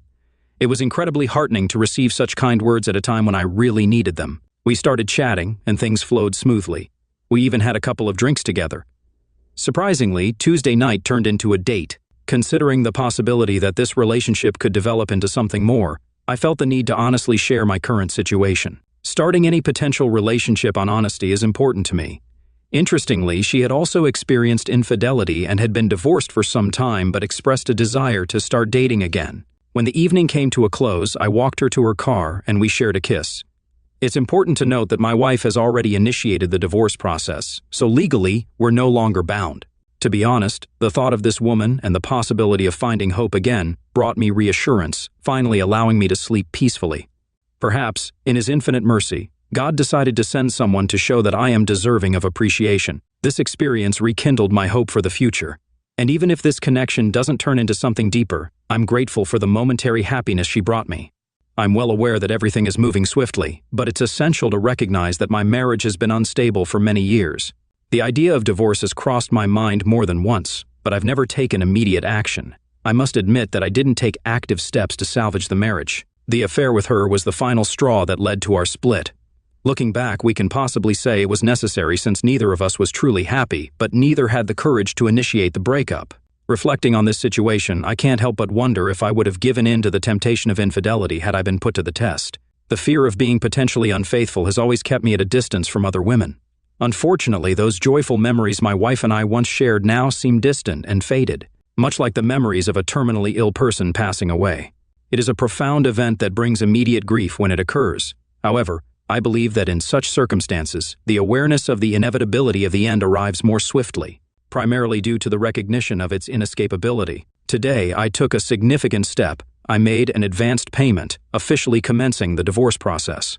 As a result, our cohabitation will likely end soon. My son and I decided to become neighbors and find a new place to live together. Currently, he doesn't communicate with his mother due to her infidelity. I plan to sell the house and claim my rightful share of the assets. Even though she's against it, her problem is that she can't afford the mortgage payments and won't receive enough funds from the divorce settlement to buy me out. The costs associated with initiating divorce proceedings came to $2,500. Despite the initial pain, the payoff is worth it. Day trading isn't just a hobby for me, it's a skill I excel in. With increasing profits, I anticipate taking part in larger deals. Furthermore, I've long desired to own a 1979 Fiat Spider convertible, a dream I could never justify as a responsible married man. However, circumstances have changed, and I'm no longer bound by such restrictions. So when things settle down, I'll finally get behind the wheel of the car I've longed for. I hope that by the time I purchase it, a custom license plate, as I discussed with my lawyer, will be affixed, echoing the words of the song, "Damn, It's Good to Be a Gangster." I can't help but wonder if she'll explode with anger when she receives a summons and realizes I'm determined to sell the house. The irony is that we'll both leave with enough money to start fresh in our own homes. She might even move in with her loved ones, and I'll go about my business. My wife, who cheated on me, is now returning her truck to the bank and trying to strike up casual conversations with me via text messages. However, I've managed to maintain a neutral and unresponsive attitude toward her, often choosing to ignore her messages. She recently messaged me about evaporative coolers at Home Depot. It reminded me of our unsuccessful attempt to buy one during a winter sale. She also inquired about when I'd return home, mentioned that we'd be living in separate rooms, and even wished me a good time at the water park tomorrow. It was a trip I'd planned to take with the kids. By the way, fellow dads, water parks seem to be a gathering spot for single moms after a divorce. Today, my ex-wife sent me an SMS saying that she'll be renting her truck, for which she'll need to pay $730 a month. Consequently, our eldest child will no longer have access to a dependable car with a mileage of 220,000 miles. I must admit that the fact that she's facing the consequences of her actions brings some satisfaction. Furthermore, I had a lengthy conversation with my sister, who shared information about the man my wife is currently involved with. I discovered that the man my wife is dating has 4 previous failed marriages. According to my sister, he has a pattern of forming attachments to women, depleting their finances, and then disappearing from their lives. Though it seems unlikely, my sister passed this information along to me. In response, I told her that if this is indeed the case, I hope he defeats my wife quickly so we can complete our divorce process. I also mentioned that I hope their relationship continues until I finish the necessary legal paperwork and extricate myself from this situation. On a related note, I recently had a conversation with my wife about this topic. She informed me of her plans to return the truck as part of her intention to refinance the house. Due to financial difficulties, she can't manage to make a cash payment to settle the truck and handle the new loan amount simultaneously. Interestingly, this aligns with my own plan, which involved moving out of our shared house. She was aware that I was searching for a new residence and had no intention of staying in a house where she was freely engaging in an extramarital affair. I informed her that I intended to transfer ownership of the house to her, but I demanded a buyout. I have various liquid assets that she has to relinquish in order to obtain my share. Despite the substantial sum, it still falls short of my required amount. The potential cost of a swift departure still seems minor. I aim to settle this matter while she remains cooperative. Experience has shown that with time and increasing physical separation, people tend to undervalue the importance of an equitable division. Even though she expressed dissatisfaction about not receiving a portion of the liquid assets, I assured her that she would have full ownership of the house and could do with it as she saw fit. Whether that meant keeping it until our children grow up or inviting her boyfriend to live there, the decision is hers to make. Nevertheless, I remain cautious and watchful. Tomorrow marks an important moment for me. I'm purchasing a new home and getting the necessary legal documents drawn up by my lawyer. Those who have known my life routine know that my ex-wife, with whom I've spent 19 years, decided to have an affair, which I discovered back in March. Initially, I attempted a futile and desperate choose-me dance to salvage the relationship. But after consulting with a psychologist, I realized that my life would ultimately improve without her presence. As a result, I found a rented house conveniently located within walking distance of our current home, allowing our children the freedom to come and go as they pleased. To simplify my schedule and ensure easy pickup and drop-off of the children from school, I decided to switch work shifts. The move is set to happen tomorrow, as I've already received the keys to our new home. In addition, I've arranged for the utilities to be connected.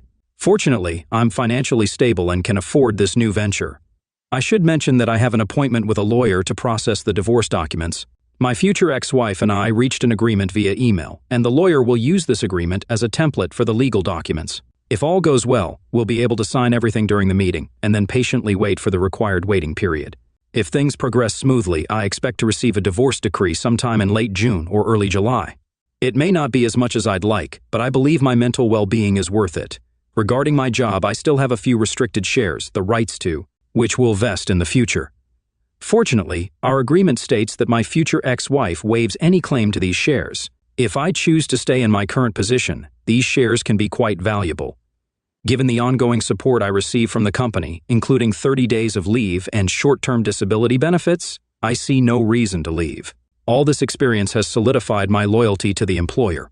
Thankfully, my future ex-wife has a well-paying job that surpasses the poverty line, which means I won't be obligated to pay spousal support. Additionally, with equal custody rights and my coverage of the children's medical, dental, and vision insurance costs, my alimony obligations amount to only $142 per month for less than 60 months. We are currently discussing the possibility of waiving this commitment. Looking ahead, I can say that in 5 years, once the children have grown up, I'll have accumulated enough savings to retire abroad at the age of 47 instead of working in the USA until I'm 70. Feeling trapped in my marriage, I realized that I was squandering money on extravagant houses and unnecessary material possessions that held little true value for me. In a way, living on the other side of the world from my future ex-wife has presented an unexpected advantage. While my heart may be broken at the end of this relationship, I don't want it to define me or rob me of the ability to love. I believe there's a special person out there to whom I'll eventually entrust my heart, even if it means becoming vulnerable again. Love and hope are incredibly powerful forces that should never fade, even in the face of betrayal by a cheating spouse. In such times, I find comfort in a quote I'd like to share with you. However, we do not look back for a long time. We continue to move forward, opening new doors and embracing new experiences. Our curiosity propels us onto uncharted paths. This serves as a reminder not to dwell on the past for too long, but to focus on moving forward, discovering new opportunities, and embracing the unknown. Curiosity becomes our guiding light, leading us to fresh and exciting journeys in life. Having made the decision to start anew, I'm taking steps to fulfill my wish list, and in a few hours, I'll embark on a journey abroad. Since July is dedicated to self-discovery, I've planned a trip to Thailand. As I navigate the waters of singledom again, it's crucial for me to reconnect with forgotten aspects of myself. At this stage, I'm actively seeking new experiences and adding them to my ever-expanding list. When my soon-to-be ex-wife sends me a message, I respond at my own pace, sometimes taking several days. While the divorce proceedings continue, I prioritize my own well-being and ensure the process is moving forward. Financial matters and property division have been successfully resolved, leaving only custody and alimony matters. My lawyer advised against accepting my future ex-wife's unreasonable proposal, which is unlikely to be approved by any judge. Instead, we made our own proposal. In my proposal, I emphasized that our children are now at an age where they can express their preferences regarding custody arrangements. I've also secured a residence within walking distance of my future ex-wife's home to make it convenient for the children to visit. It's worth noting that after I moved, she wasted no time in relocating her lover to a new residence. If this situation initially bothered me, I now find it somewhat comical, almost like a cliché. Regarding my trip, I must admit that someone else is joining me, a new girl. Interestingly, the cause of my sleepless nights is not the pain of my spouse's infidelity, but the 14-hour time difference. For those still facing difficulties, I offer a simple piece of advice: don't give up.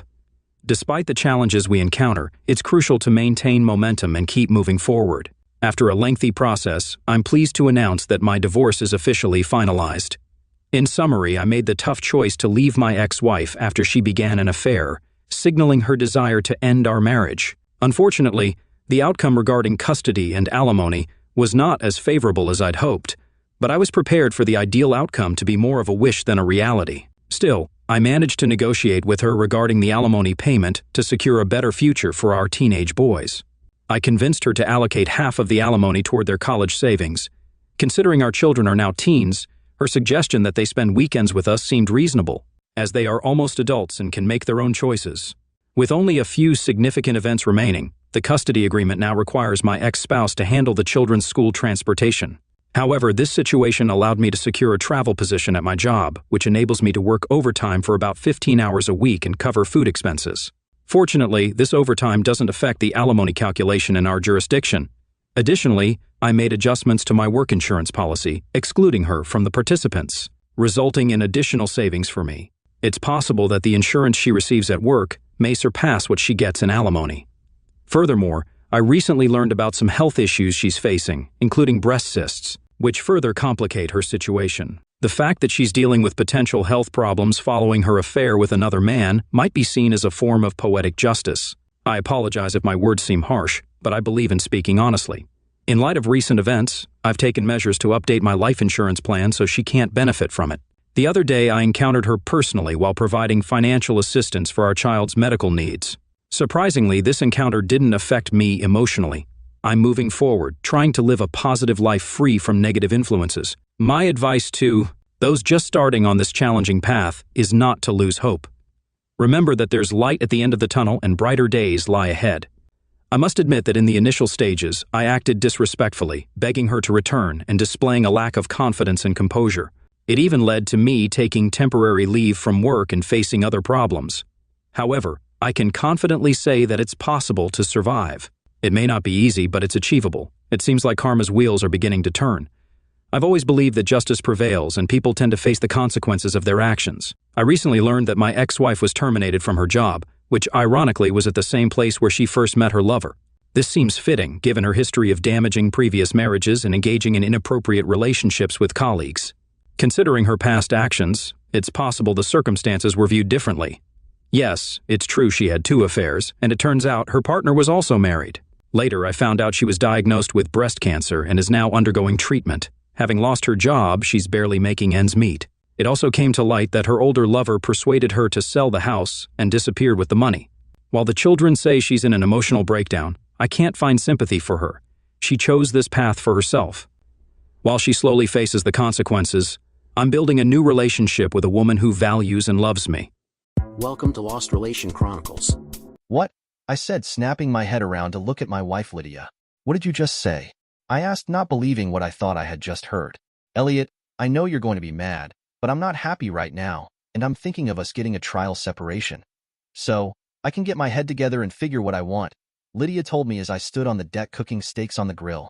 My friend Maya has a spare room, and she said I could stay with her for the time being. When were you going to tell me, Lydia? Or were you just going to leave me a note on my pillow tonight? I said a little louder than he probably should have. Don't raise your voice, Elliot. I don't want Lucas to hear what we're talking about. Lucas being our 6-year-old son. I knew you'd react this way. That's why I didn't want to bring it up until tonight. So, in other words, you've already made up your mind to leave. Are you going to tell Lucas, or are you going to leave it to me after you're gone? I said in a sarcastic tone. I'll tell him myself tonight, before bed, she replied. This isn't permanent, you know. You're right, you're moving in with that bitch, Maya. I guess I should have seen it coming. I told her, getting angrier by the minute. I'll draft up the paperwork tomorrow, you can sign it, and I'll get it filed with the court by Wednesday, Lydia. What paperwork?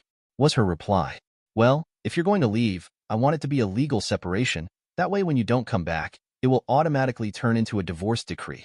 This way we won't have to go through all the hassle twice, I told her. I don't want a divorce, Elliot, only a little time to myself, to sort out a few things. That's all, honey, Lydia replied. Bullshit, Lydia. I spat back at her. I've asked you to talk to me for the last 4 months, but you've been too busy with Maya and your new friends to make the time. Now you want to move in with your new buddy Maya so you can do what you have probably wanted to do for the last 6 months, I now yelled. But you're not going to do it with my blessings, and I'm certainly not going to stand by and become a cuck by you, or anyone else, I said, slamming the top down on the grill. This was not going the way Lydia had anticipated. She knew Elliot was going to be angry, but she thought she could convince him that this would be a growing experience for the both of them. But now, it had blown up in her face. "Elliot, please," was all Lydia could get out before he stormed off in a huff, leaving her to tend the grill.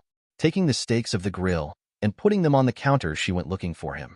She found Elliot upstairs, in their bedroom. He was in the process of literally throwing all her clothes and everything else of hers into the spare bedroom. "Take your shit and move the hell out. I don't care anymore," I screamed at her. "I'll send the paperwork to your office, sign it, and get it back," rant the lawyer Elliot had been using for the past 6 years. "Don't worry, I'll take Lucas out to dinner so he doesn't have to watch his mother abandon him," I said, grabbing my coat and son before heading out to my car. "Maya, this is Lydia," she started. "Elliot didn't take it well, not well at all, and is threatening me with divorce," Lydia said, starting to get more than a little teary-eyed. "I told you he wasn't going to be happy, but he'll come around soon, so don't worry," Maya told her over the phone. "Hell, in a couple of weeks, he'll be begging you to come back, and then you will have him right where you want him." "I hope you're right, Maya, because right now, he's ready to chuck me out the door and start divorce paperwork," she said hesitantly. "I need some time away, but I don't want to end my marriage either," Lydia told her. "I'll be right over and help you with your stuff," Maya told her. "The sooner you are on your own and away from him, the sooner you can figure out what you really want." With that said, Maya drove over and helped Lydia pack up the majority of her stuff and was out of the house before Elliot and Lucas got back. I had seen this coming for quite a while. Lydia and I were both accountants and had met 8 years ago while we were both auditing a company that had gone Chapter 7. Each one of us were representing a different bank, which had a monetary stake in the failed company. We worked together and ended up having lunch and dinner with each other almost every night. It took us a full week to complete the audit, and by then we found that we really liked each other. Lydia was about 5 feet 6 inches, brown hair, and about 175 pounds. She had a beautiful face, but was a little chunky. Elliot was about 5 feet 8 inches tall, about 195, and at 22 already had a spare tire around his middle from eating out every day. These two geeks were made for each other. We were married 4 months later, and Lydia found herself pregnant 8 months after that. Lydia had a tough pregnancy and was bedridden the last 5 months, and such gained a ton of weight. By the time she gave birth to Lucas, she ballooned to almost 250 pounds. I, however, never said a word. I loved her no matter what her weight was. We were a happy family until Lydia heard 2 of her co-workers talking about her. "She's such a good-looking woman," one girl said to the other. "Too bad she's as big as a house. I wonder if she has her clothes custom-made at Omar the tent maker's dress shop," she said, laughing out loud. They may have thought it was funny, but Lydia didn't. Lydia was crying in the bathroom when Maya walked in. "You all right, Lydia?" she asked. "Everyone thinks I'm a fat pig," she said, crying. "If they only knew how hard it was for me to lose weight, they wouldn't be so mean," she sobbed. "Girl, look, all you need is to be put on a good diet and enroll at a gym," Maya told her. "You are a beautiful girl, hiding underneath all that flab. That's all. You just need to make your mind up and do it." And that's what Lydia did. I did the books for a local gym and got us a great membership deal, so we joined the following week. The gym had an in-house nursery, so we were able to bring Lucas with us after work when we both went. Lydia was a woman possessed and worked out 6 days a week while I could only fit in maybe 3 nights per week. When the pounds didn't just fall off, Lydia went to a doctor and got a prescription for diet pills. I wasn't happy about it, but Lydia was on a mission to lose weight. 8 months later, Lydia was a slim 125 pounds and looked fantastic. She bought a whole new wardrobe and everyone, including the men at her work, said she looked great. That's when the trouble started. We were at Lydia's company Christmas party when the shit hit the fan. Lydia wore a dress that was more than a little revealing and was being hit on all night by her male co-workers. She was in 7th heaven with all the attention she was receiving. When a bunch guys caught her under the mistletoe, she must have kissed a dozen before I came over and put a stop to it. Lydia had probably had one too many drinks and never realized the guys' hands were all over her while they grabbed a kiss. I took Lydia by the arm and told her it was time for us to leave now. She didn't want to go just yet and made a bit of a scene. "Lydia, I'm leaving right now with or without you," I finally told her. She relented, but I could tell she was pissed. On the way home, we had a huge fight. "Lydia, you were acting like some kind of cheap hooker tonight. Me, along with everyone else, watched those guys put their hands all over your body, and you did nothing to stop them," I yelled. "It was just a little innocent fun, that's all." "No big deal," she replied. "Not from where I stood," I told her. "How would you like it if I was all over some girl, kissing and grabbing at her?" I asked, but I knew she was too drunk to listen to reason at that point. Lydia got sick that night. Luckily, she had removed her new dress before she tossed her cookies. She looked like hell the next morning and apologized to me, saying it would never happen again. But it did. It's just that I wasn't around the next time. Lydia started stopping after work, on Wednesdays, for a girls' night out. There were 7 girls, some married and others not, who would stop for a drink or two at Mario's, after work. It started off that she'd be home by 6:30, but soon it stretched to 7:30 and finally to almost 9 p.m. By the time Lydia got home, Lucas was in bed, and I was not in the best of moods. When they first got married, we had screwed like teenagers and couldn't get enough of each other. Now it seemed, if we did it once a week, that was a lot. One thing for certain, when Lydia came home on Wednesday nights, she was hot to trot, and tonight was no exception. Neither one of us had what you would call a lot of sexual experience when we first got married, and were a little apprehensive to try any new things from the get-go. We learned, from each other, what each one of us liked, and through a few positions, we added a lot things to our repertoire. Now, however, every week when Lydia got home, she seemed to want to try something new and exciting, most of which I wondered where she'd gotten the idea. When we got married, Lydia couldn't give a BJ worth a shit. But then, even a bad BJ was better than no BJ at all. Tonight, she came out of the bathroom totally naked and asked, "Where's my stud muffin?" She'd had more than a few drinks and was later than normal, but she knew how to get me into a good mood. She climbed up from the foot of the bed, on me. We had some wild sex. Goddamn.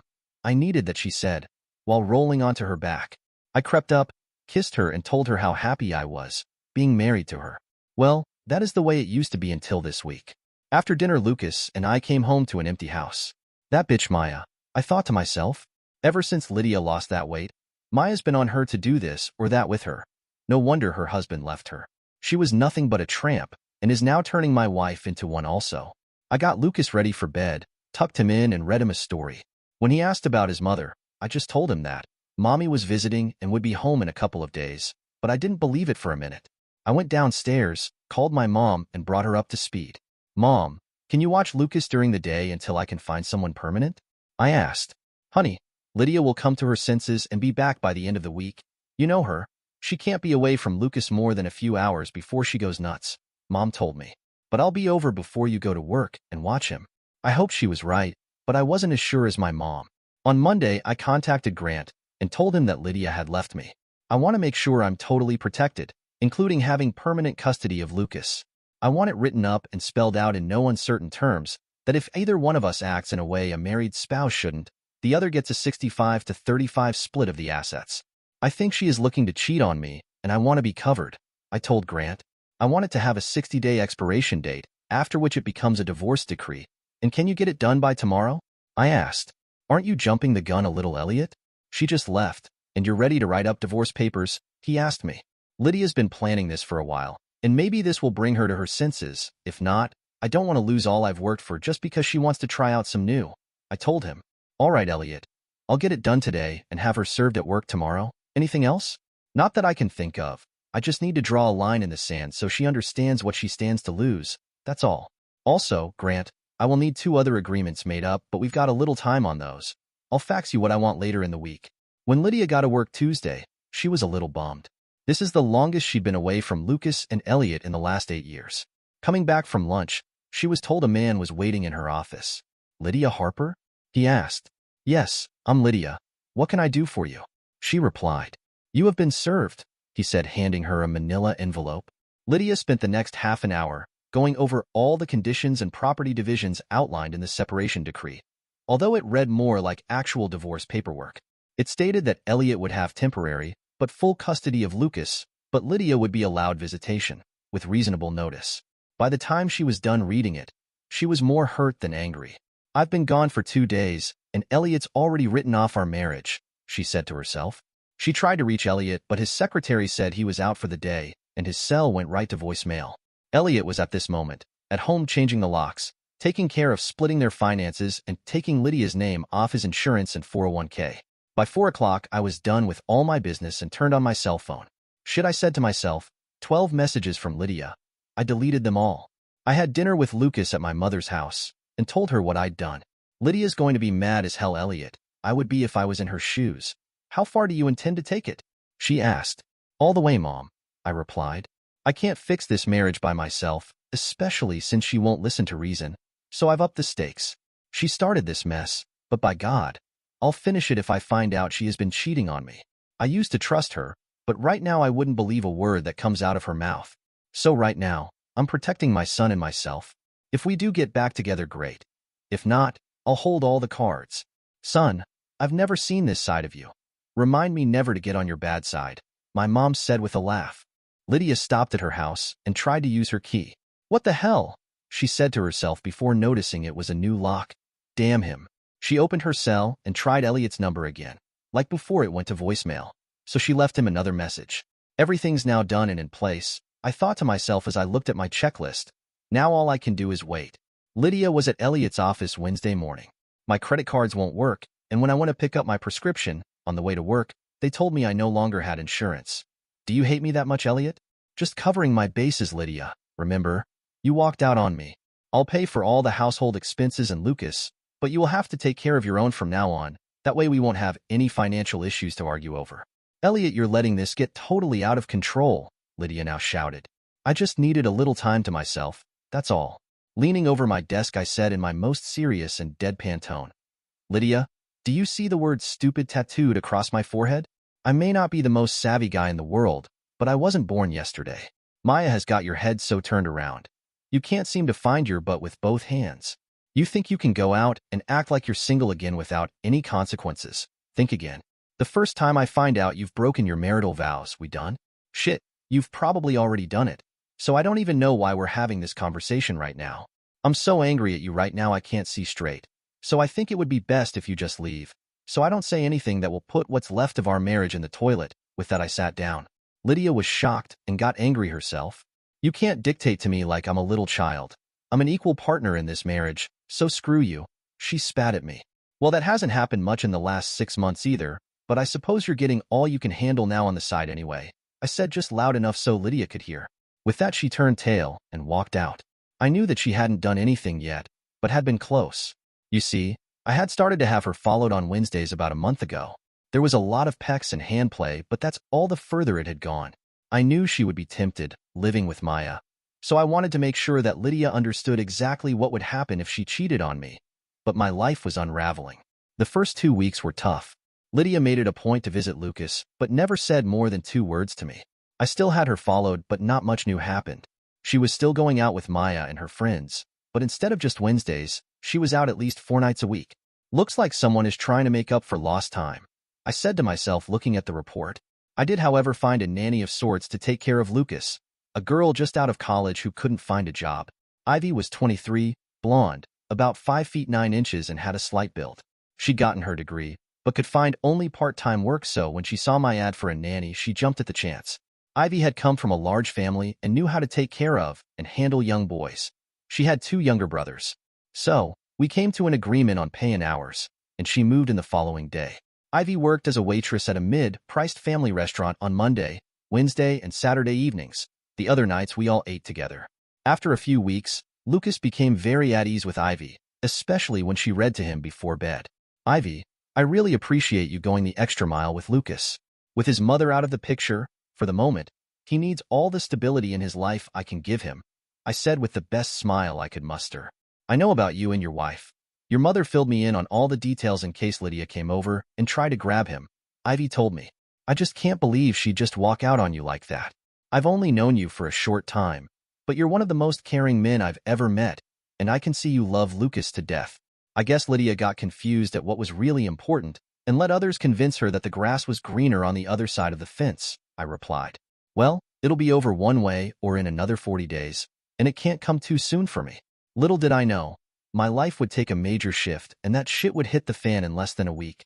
You see, I am a silent partner in the accounting firm I work for. I've brought in so much new business over the last 2 years.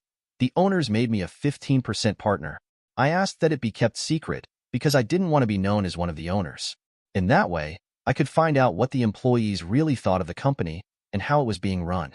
My latest accomplishments was a meeting with an overseas garment manufacturer, which had plants in 5 Asian countries. I had met the owners at a party about a year ago and thrown a few of my ideas their way. They were impressed, so much so, we met the following week to talk about our firm taking them on.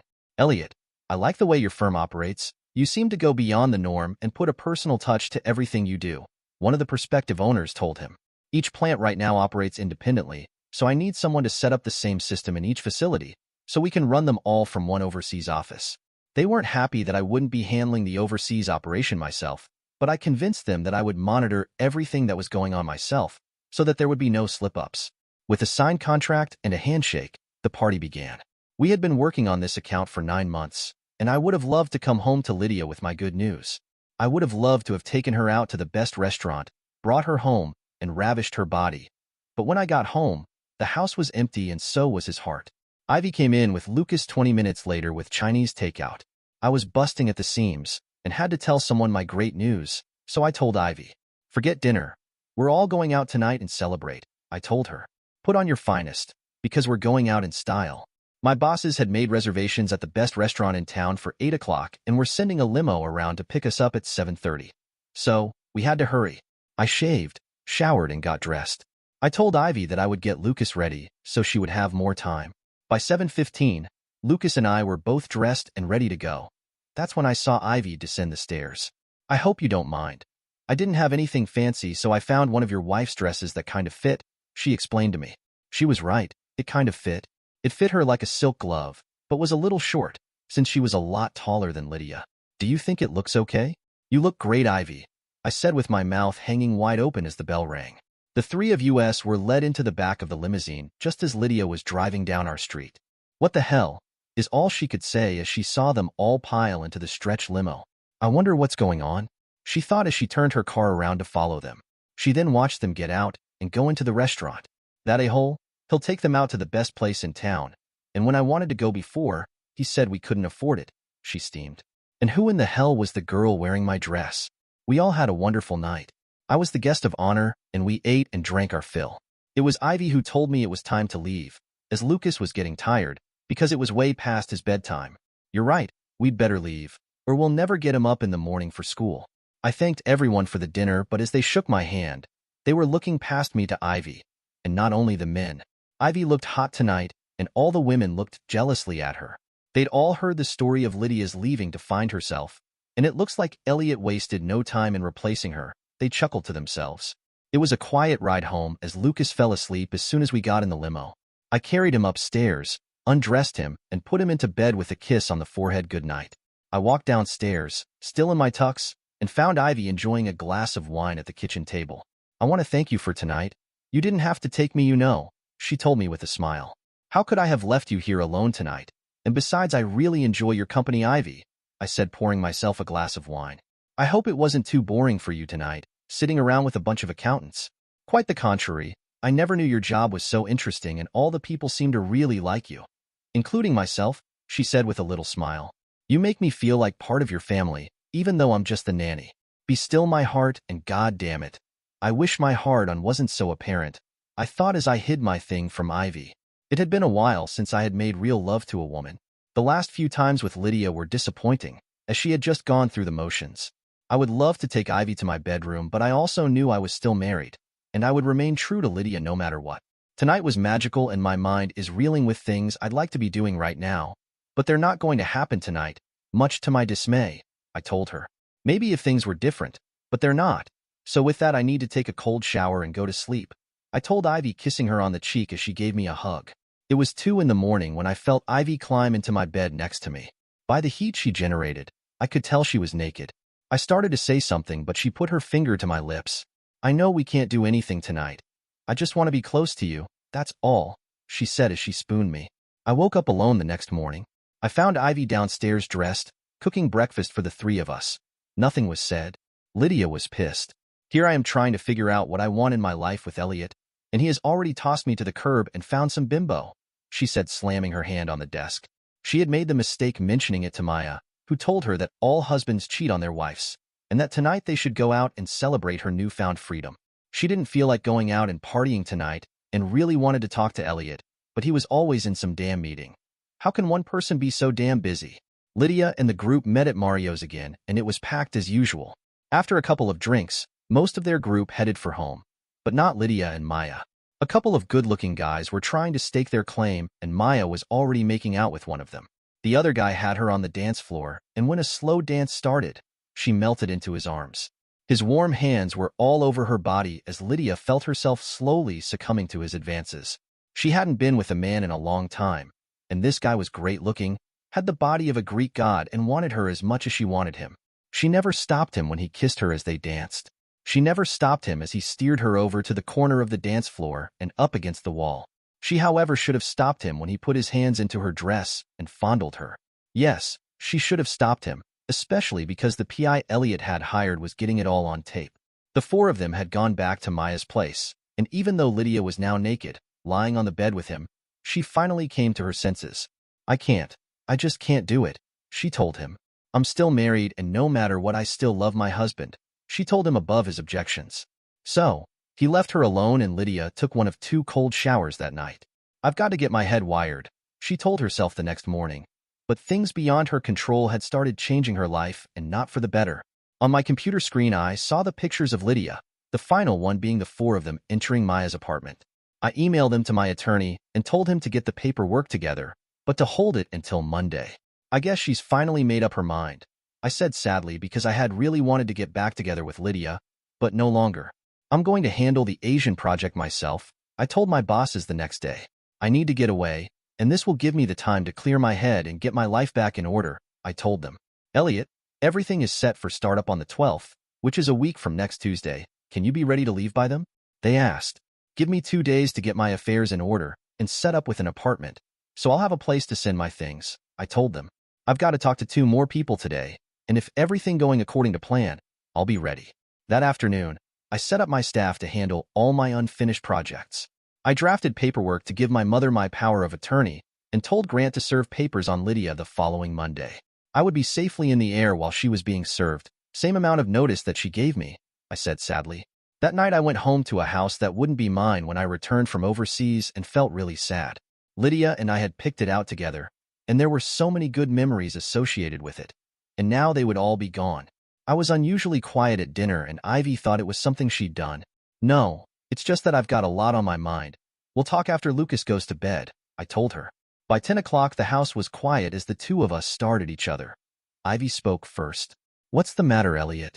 If it's about the other night, I'm really sorry and it won't happen again. I promise, she told me. Ivy, it's not that. Remember that party the company threw me a couple of weeks ago? Well, I've decided to do the overseas work myself, and Lucas and I'll be leaving early Monday morning, I told her. And I have an important question to ask you, I started to say, as I now saw Ivy starting to cry. Do you want to go with us? She went from teary-eyed to all smiles. Hell yes, she told me as she ran into my arms. Do you have an updated passport, Ivy? I asked. I had it updated last year when I went on a cruise with my college friends, she told me. Well, then it's all set. You will need to have everything packed up by Saturday because they're shipping out all our stuff ahead of time. Leave just enough clothes for the rest of the weekend and Monday's travel clothes. You can tell your family and friends, but I don't want Lydia to know until we're in the air. I'm not sure if it's totally legal to just take Lucas with us and leave, but I'm doing it anyway. I'll answer all the questions when we get back, I told her. That night I got with my mother and explained everything to her, including giving her my power of attorney. Shit will probably hit the fan Monday afternoon with Lydia, but I still want you to put the house up for sale next week. Grant will send you a copy of the papers I'm sending to Lydia, and if she has any questions, just tell her to talk to Grant. You sure this is what you want, Elliot? You don't want to try and straighten it out with her? My mom asked. She's made her bed, and now she can sleep in it, with whomever she wishes, I told her. You're taking Ivy with you? She said, trying to get the final piece out of her son. I'm not sure where we're headed, but she makes me smile and keeps me sane. Other than that, I may have some real feelings for her. And that's all I'm going to say about it. We will be over Sunday night, so you can say goodbye to Lucas, I told her. Monday, Lydia was trying to get Elliot on the phone when his work told her that he was on a special outside project, but would pass the message on to him. Now what the hell was he doing? She thought as she tried his cell phone to no avail. Lydia Harper? The man asked. She nodded. You have been served, he said, handing her the envelope. Now what? She said as she ripped into the envelope. There was a brief note from Elliot stating that I guess I'd made my decision. Hope you have a great life, is how he ended it. And then she saw the pictures. Oh shit, is all she could say. How in the hell did he get those pictures? She thought. The son of a bitch must have had me followed, she said as she flipped through them. Not the kind of pictures you'd like to see of your wife with another man, but I never slept with him. I've got to make him understand that, she said to herself. Gone. What do you mean gone? Was her reply. Elliot is on a 4 to 5 month project overseas. He left with Lucas Monday morning, Elliot's mother told Lydia. He can't take Lucas away from me, especially out of the country, she shouted. I'll take him to court. I'll see he's thrown in jail, she yelled. Lydia, Elliot has full custody of Lucas, remember? You gave up that right when you left to find yourself, she reminded her. To say you screwed up royally would be a gross understatement. You had a great marriage, but I guess you wanted more. Now you've got nothing, Elliot's mother told her. I have to talk to him and explain that it's not what it looks like, Lydia said, sobbing. I still love him and never went to bed with anyone else. He's got to believe that. Lydia, I saw the pictures, and if my husband was alive and was doing what you were doing, I'd divorce him. If I were you, I'd write him a letter and explain what you need to, and I'll make sure he gets it. In the meantime, I'd get a lawyer. Lydia did a good job stating her case, and that alcohol had played a major part, and that she'd stopped it and hadn't gone all the way with anyone since she left. Lydia said that she still loved me and would wait for me to come home to her. Elliot's reply was short and to the point. Lydia, you haven't been a wife to me since you lost all that weight last year. It was like you were now too good for me. You ate up the attention of all the men and made me feel like I was being used on Wednesday nights when you finally decided to come home to me. You were all hot and bothered, and all you wanted was good sex, not to make love to your husband. I guess I no longer turned you on. So now, you and Maya are free to screw whomever you want. I told you Maya would eventually break us up, but you knew better. You're right. Lucas, Ivy and I are building a new life based on love and trust. You can see Lucas anytime you want. Just get a camera modem for your computer and I'll set it up. Sign the papers, because Mom is putting the house up for sale this week. There isn't a chance in hell that we'll ever get back together, so don't hold out hope I'll change my mind. I hope you finally got what you were looking for, Lydia, and are happy. I never wanted this to happen. Lydia knew Elliot was right. She'd been a stupid idiot for listening to all her good friends, who knew what they were talking about. I guess that's why they were all divorced. She was going to fight it until she got Elliot's letter and finally signed the papers. The irony was that 6 months later, Lydia was back to the 175 pounds she'd started with 2 years earlier, but no longer had Elliot. I was happy, though. The work was a little tough because of the language barrier, but I worked through that. Lucas was picking up a word here and there and managed to communicate quite with all the kids he played with. Ivy took care of Lucas and set up the agenda for our free time. Places to see, things to do, is how she phrased it. I still remember that night months ago. It was just after we arrived in country, and we were all a little stressed. Lucas fought going to bed. My program wasn't going as smooth as it should, and Ivy felt a little overwhelmed. She went into the den and kissed the back of my neck, which brought a smile to my face. She reached down, took me by the hand, and led me into their bedroom. It had one candle on each side of our bed. We undressed each other and slipped into bed. Let's just say, heaven and earth became one that night. We had tender, loving sex for the first time. Over the next few months, we did everything the other one wanted, unless it involved pain or some type of farm animals. We were more than happy. 5 months later, my mom met us at the airport. She was happy to see us all, especially Lucas. On the way home, she kept glancing over at Ivy, who seemed to have this content look on her face. How far along are you? She asked her. Ivy seemed a little taken back. 3 months? How did you know? I'm barely showing, she replied. You two just looked way too happy, like the cat that ate the canary, she told us. 2 weeks later, we were married, and Ruby was born 6 months later. When Ivy said she wanted to join a gym to get rid of her baby weight, I looked like I had seen a ghost. 2 days later, I sprung the news that I had hired her a personal trainer and that she would be supplying all the equipment. No use going through all that shit a second time, I thought to myself. Dear listeners, please share your thoughts in the comments section below, and don't forget to like, share, and subscribe. Welcome to Lost Relation Chronicles. Tiffany has always been my constant, my North Star. We met in kindergarten, of all places. I can still picture her with those wild curls and that big, toothy grin, chasing me across the playground. She was fearless even then. I never imagined that same girl would become my world. We went through everything together: school dances, late-night study sessions, those awkward teenage years.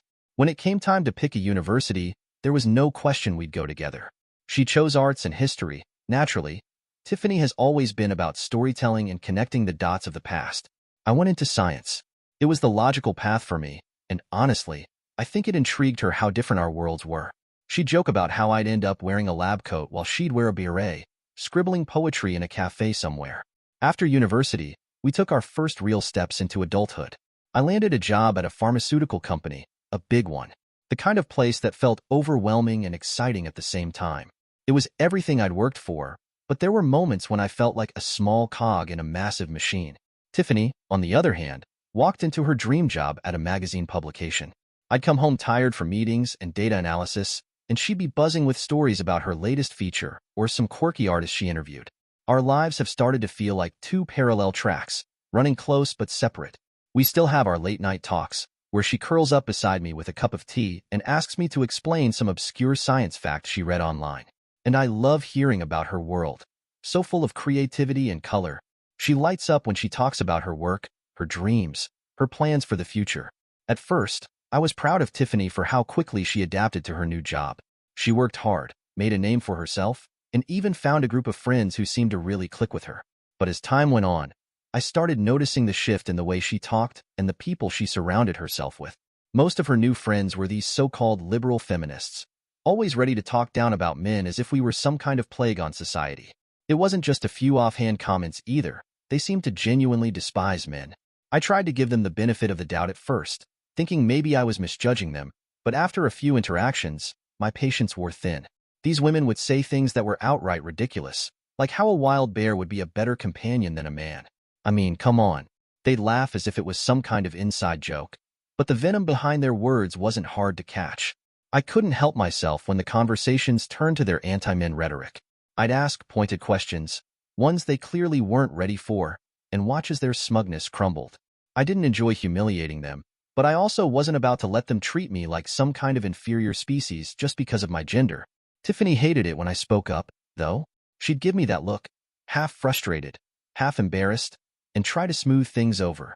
"They don't mean it like that," she'd say later, as if I wasn't fully aware of the tone and intent behind their words. But how could she not see the problem? These weren't just harmless jokes. They were tearing men down, and I was expected to sit there and take it. The more time she spent with them, the more I felt like I was losing her to their ideology. Our conversations changed.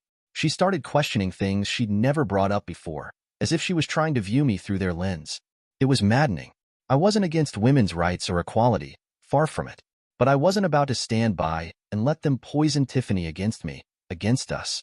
When Tiffany first brought up the idea of delaying the wedding, I felt my stomach drop. We'd been planning this for years. It was supposed to be the next big step in our lives together. Her tone was hesitant, and she kept saying things like, "I just need more time to think about what marriage really means." But I wasn't buying it. This wasn't her talking, it was them. The so-called feminist witches she surrounded herself with, filling her head with their anti-marriage nonsense. I couldn't hold back. I asked her straight up if this was their doing, if their warped ideas had gotten to her. She didn't say yes, but she didn't say no either. That silence was louder than any answer she could have given me. I was furious. The woman I loved, the woman I planned to spend my life with, couldn't even give me a straight answer. I didn't yell. I didn't fight. I just walked out. I needed air, space, anything but sitting there and watching the distance between us grow. I didn't go home that night. I turned my phone off and stayed out, trying to wrap my head around what was happening to us. How could the woman who once talked about having a family and growing old together suddenly be questioning everything? By the time I turned my phone back on, there were dozens of missed calls and texts from her. She kept apologizing, saying she didn't want to lose me and that we could figure things out together. It wasn't easy, but hearing her say that she still wanted us made me relent. I went back the next morning. When I walked through the door, she looked like she hadn't slept. She hugged me, tight, like she was afraid I might disappear again. I didn't say much, just held her for a while. I wanted to believe her when she said she didn't want to lose me, but a part of me wondered how much of Tiffany was still Tiffany, and how much had been replaced by the voices of her so-called friends. A few months had passed, and things between Tiffany and me were better on the surface, but there was still an undercurrent of tension. She'd gone back to spending more time with her feminist friends, parroting their ideas like one of their loyal flying monkeys. I kept trying to ignore it, hoping she'd eventually see through their nonsense and come back to being herself. But that hope was wearing thin. One day, she came home with a bright, almost nervous energy and dropped a bombshell. "Russell," she said, "how would you feel about going to India?" "India?" I repeated, caught completely off guard. "Why India?" She explained that she and her friends were planning a research trip to study the lives of women there, how they navigate their roles in society, how they're challenging norms, that sort of thing. The excitement in her voice was genuine, and for a moment, I saw a glimpse of the Tiffany I fell in love with, the curious, passionate woman who wanted to explore the world and make a difference. But still, I couldn't shake the feeling that this was just another adventure cooked up by her friends, another way for them to fuel their agenda. "And you want me to come with you?" I asked, trying to keep my voice neutral. "Yes," she said, almost pleading. "I think it would be good for both of us. You'd get to experience something new, and maybe it would help us understand each other better." I wanted to say no. The last thing I wanted was to be stuck halfway across the world with her friends, listening to their lectures about the evils of men and the glory of wild bears, or whatever new nonsense they'd come up with. But the look in her eyes stopped me. She was asking, not demanding, not pushing, but asking. And deep down, I knew that if I said no, it might be another wedge between us. "All right," I said finally, my reluctance obvious. "I'll come with you." Her face lit up, and for a moment, it felt like the old days again. Maybe this trip would be good for us. Maybe it would remind her of who we were before her friends got in the way. Or maybe it would be the final straw. Either way, I figured it was better than sitting back and letting things crumble around us. The flight to India was long, and sitting there with Tiffany and her friends was less than comfortable. They were in their own little bubble, chattering about their research plans, laughing at inside jokes, and occasionally glancing my way as if I was some sort of alien tagging along. I tried to tune them out, focusing instead on the journey ahead. When we landed in Assam, I was struck by how breathtaking the place was. Rolling hills, dense forests, and a kind of quiet that felt like a world away from the chaos back home. For a brief moment, I thought maybe this trip wouldn't be so bad. Tiffany seemed happy, and her enthusiasm about the place was infectious. I wanted to believe this was just about the research and not something more. But later that evening, my doubts resurfaced. I was unpacking in the modest little guest house we were staying at when I heard voices outside. It was Tiffany and her friends. At first, it was just the usual chatter, but then their tone shifted, more hushed and serious. I crept closer to the window, just enough to hear them clearly. "Did you speak to him?" one of them asked. "Not yet," Tiffany replied. "I'll tell him tomorrow." "You need to," another chimed in. "That's the whole reason you brought him here. He can't escape from here." My heart sank. Escape from what? I stayed frozen in place, every instinct screaming at me to confront them, but I held back. If they saw me listening, I'd never get the full story. Instead, I stayed up most of the night, running every worst-case scenario through my mind. What was Tiffany planning? Why did she need to bring me all the way here to tell me something? And what did her friend mean by he can't escape from here? I was suspicious, worried, and more than a little scared. Whatever was coming, I had a feeling it was going to change everything. The next morning, the guard at the guest house approached us as we were getting ready to head out. His face was serious, almost grim, as he spoke in his heavily accented English. "A bear has been attacking people in the village nearby. Please stay cautious and avoid the forest trails. It's dangerous." Before I could react, Tiffany's friends broke into laughter. One of them joked, "Honestly, being with a bear sounds better than being with a man." The others chimed in with their own quips, giggling like schoolgirls at their cleverness. The guard, however, didn't find it funny. He straightened his shoulders, his expression unchanging as he looked directly at them. "I really hope you never have to meet a sloth bear," he said, his voice calm but cutting. "He will not kill you, but every second that he is with you, you will wish you were dead. Bear attack victims are scarred for life, physically, mentally. If he comes, you will wish there was a man to save you." The laughter died out quickly, their smug smiles replaced by a mix of awkwardness and unease. The guard's words lingered in the air, heavy and unshakable. I couldn't help myself. I smiled and caught Tiffany's eye. There was a flicker of something in her expression, maybe irritation or embarrassment. It was hard to tell. "Guess not every man is so useless after all," I said lightly, but there was an edge to my voice. Tiffany didn't respond, just looked away, clearly uncomfortable. As we headed out for the day, the mood among her friends was noticeably more subdued. For once, their sharp tongues had been silenced, and I couldn't deny the small satisfaction I felt. But the guard's warning stayed with me. Out here, far from home, the rules were different. I couldn't shake the feeling that the dangers weren't just outside in the forest. They were within the very group I'd come here with. That evening, as Tiffany sat down across from me with a serious look on her face, I could already feel my heart sinking. "We need to talk." Those 4 words always seemed to carry the weight of something irreversible, and I knew this wasn't going to end well. She hesitated for a moment before diving in. "Russell," she began, "I've been thinking a lot about us, about our relationship, and..." I feel like I need to experience other people. I've only ever been with you, and I think it's important for me to date other men before we take the next step. I want to delay the wedding. I sat there, silent, letting her words settle like stones in my chest. So this was what it had come to. I didn't yell, didn't argue. Instead, I asked her, my voice calm, "So you want to date other men?" She nodded, avoiding my eyes. "All right," I said, keeping my tone measured. "So that means I can date other women, too?" That got her attention. Her head snapped up, and I could see the agitation bubbling beneath her composed exterior. Before she could say anything, I continued, "If it's good for you, then it's good for me. Equality of genders, right?" Her expression faltered. She clearly hadn't expected that response. Reluctantly, she nodded, but the tension in her jaw was unmistakable. I pressed further, keeping my tone even. "And what happens if I find someone better? Someone I don't want to leave?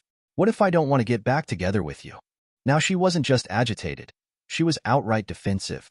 Her voice rose, tinged with anger. "As a woman, I've been from the oppressed gender. This isn't the same. I can date other men because I need to grow and experience life. But you need to stay faithful to me. That's different." She was practically frothing, her words spilling out in a rush of frustration and contradiction. I, however, remained calm, which only seemed to irritate her more. "Tiffany," I said, leaning back slightly, "if you truly believe in equality of genders, then it works both ways.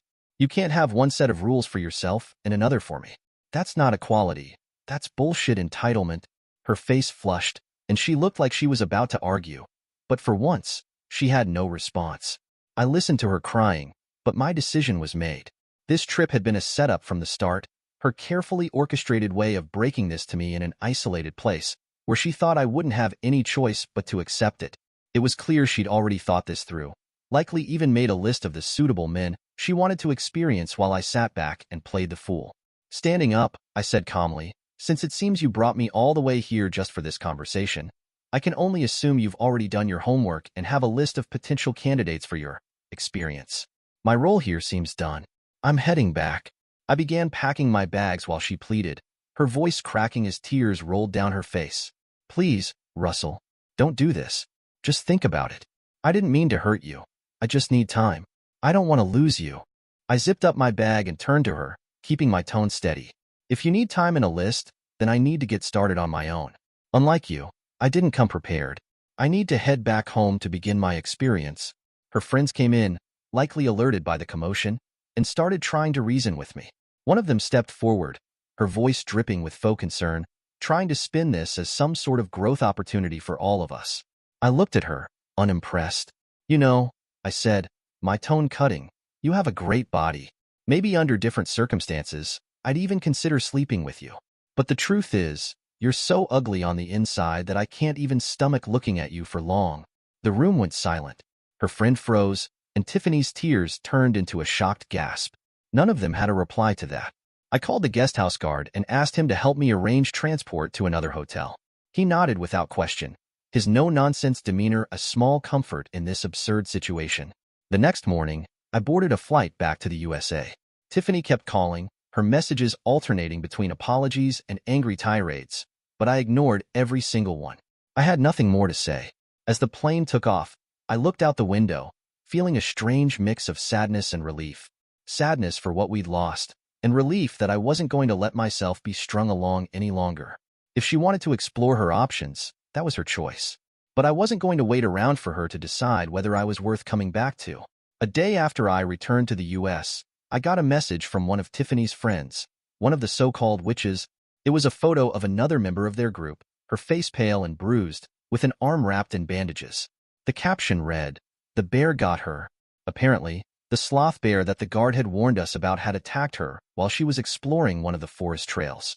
I later learned she needed 97 stitches just to hold herself together. It was poetic, in a grim sort of way, a brutal reminder of how reality doesn't care for their lofty ideologies. The group stayed in India for another week, but I was long gone by then. Back home, I had already decided I wasn't going to give Tiffany a second chance. She had made her choices clear, and I wasn't going to wait around to be her backup plan. I packed up all of her belongings, neatly labeled them, and had everything sent to her father's house.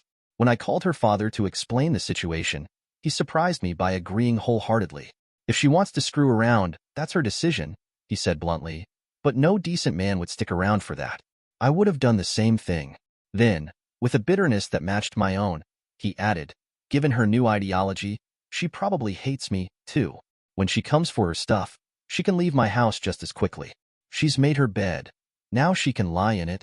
A week later, Tiffany showed up at my door, looking exhausted and defeated. I opened it just enough to see her face, and she immediately started talking, her voice shaky and desperate. Russell, please, I'm sorry, she began. I made a mistake.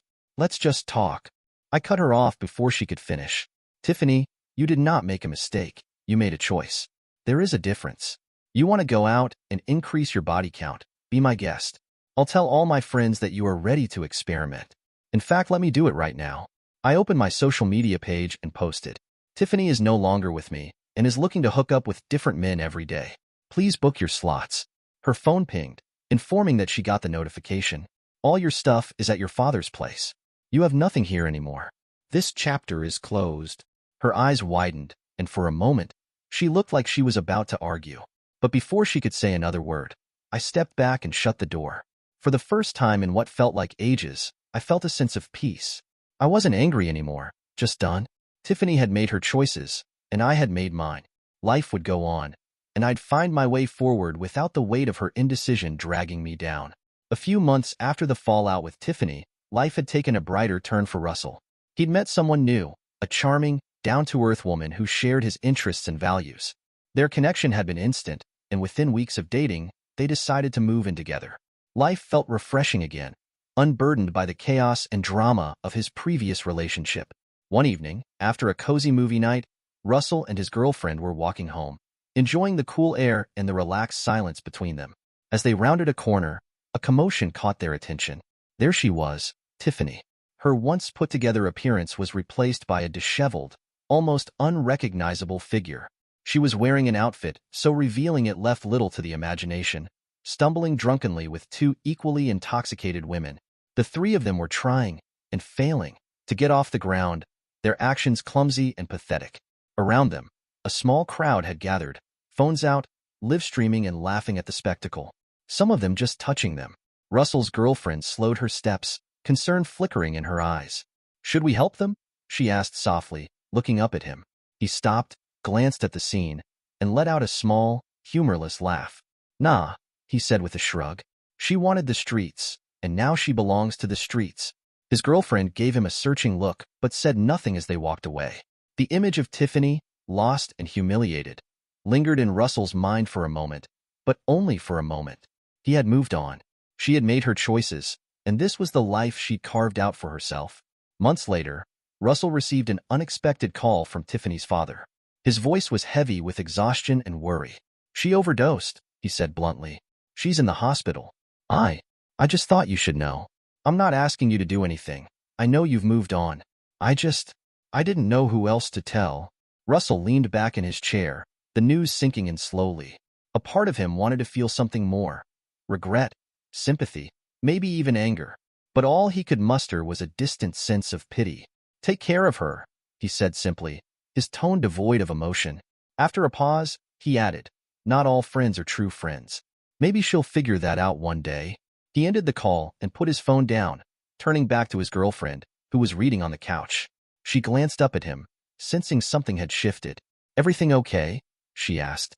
Russell nodded, giving her a small smile. "Yeah, just a reminder of why I'm grateful for where I am now." With that, he left the past where it belonged, behind him, and focused on the life he was building with someone who truly valued him. Dear listeners, please share your thoughts in the comments section below, and don't forget to like, share, and subscribe.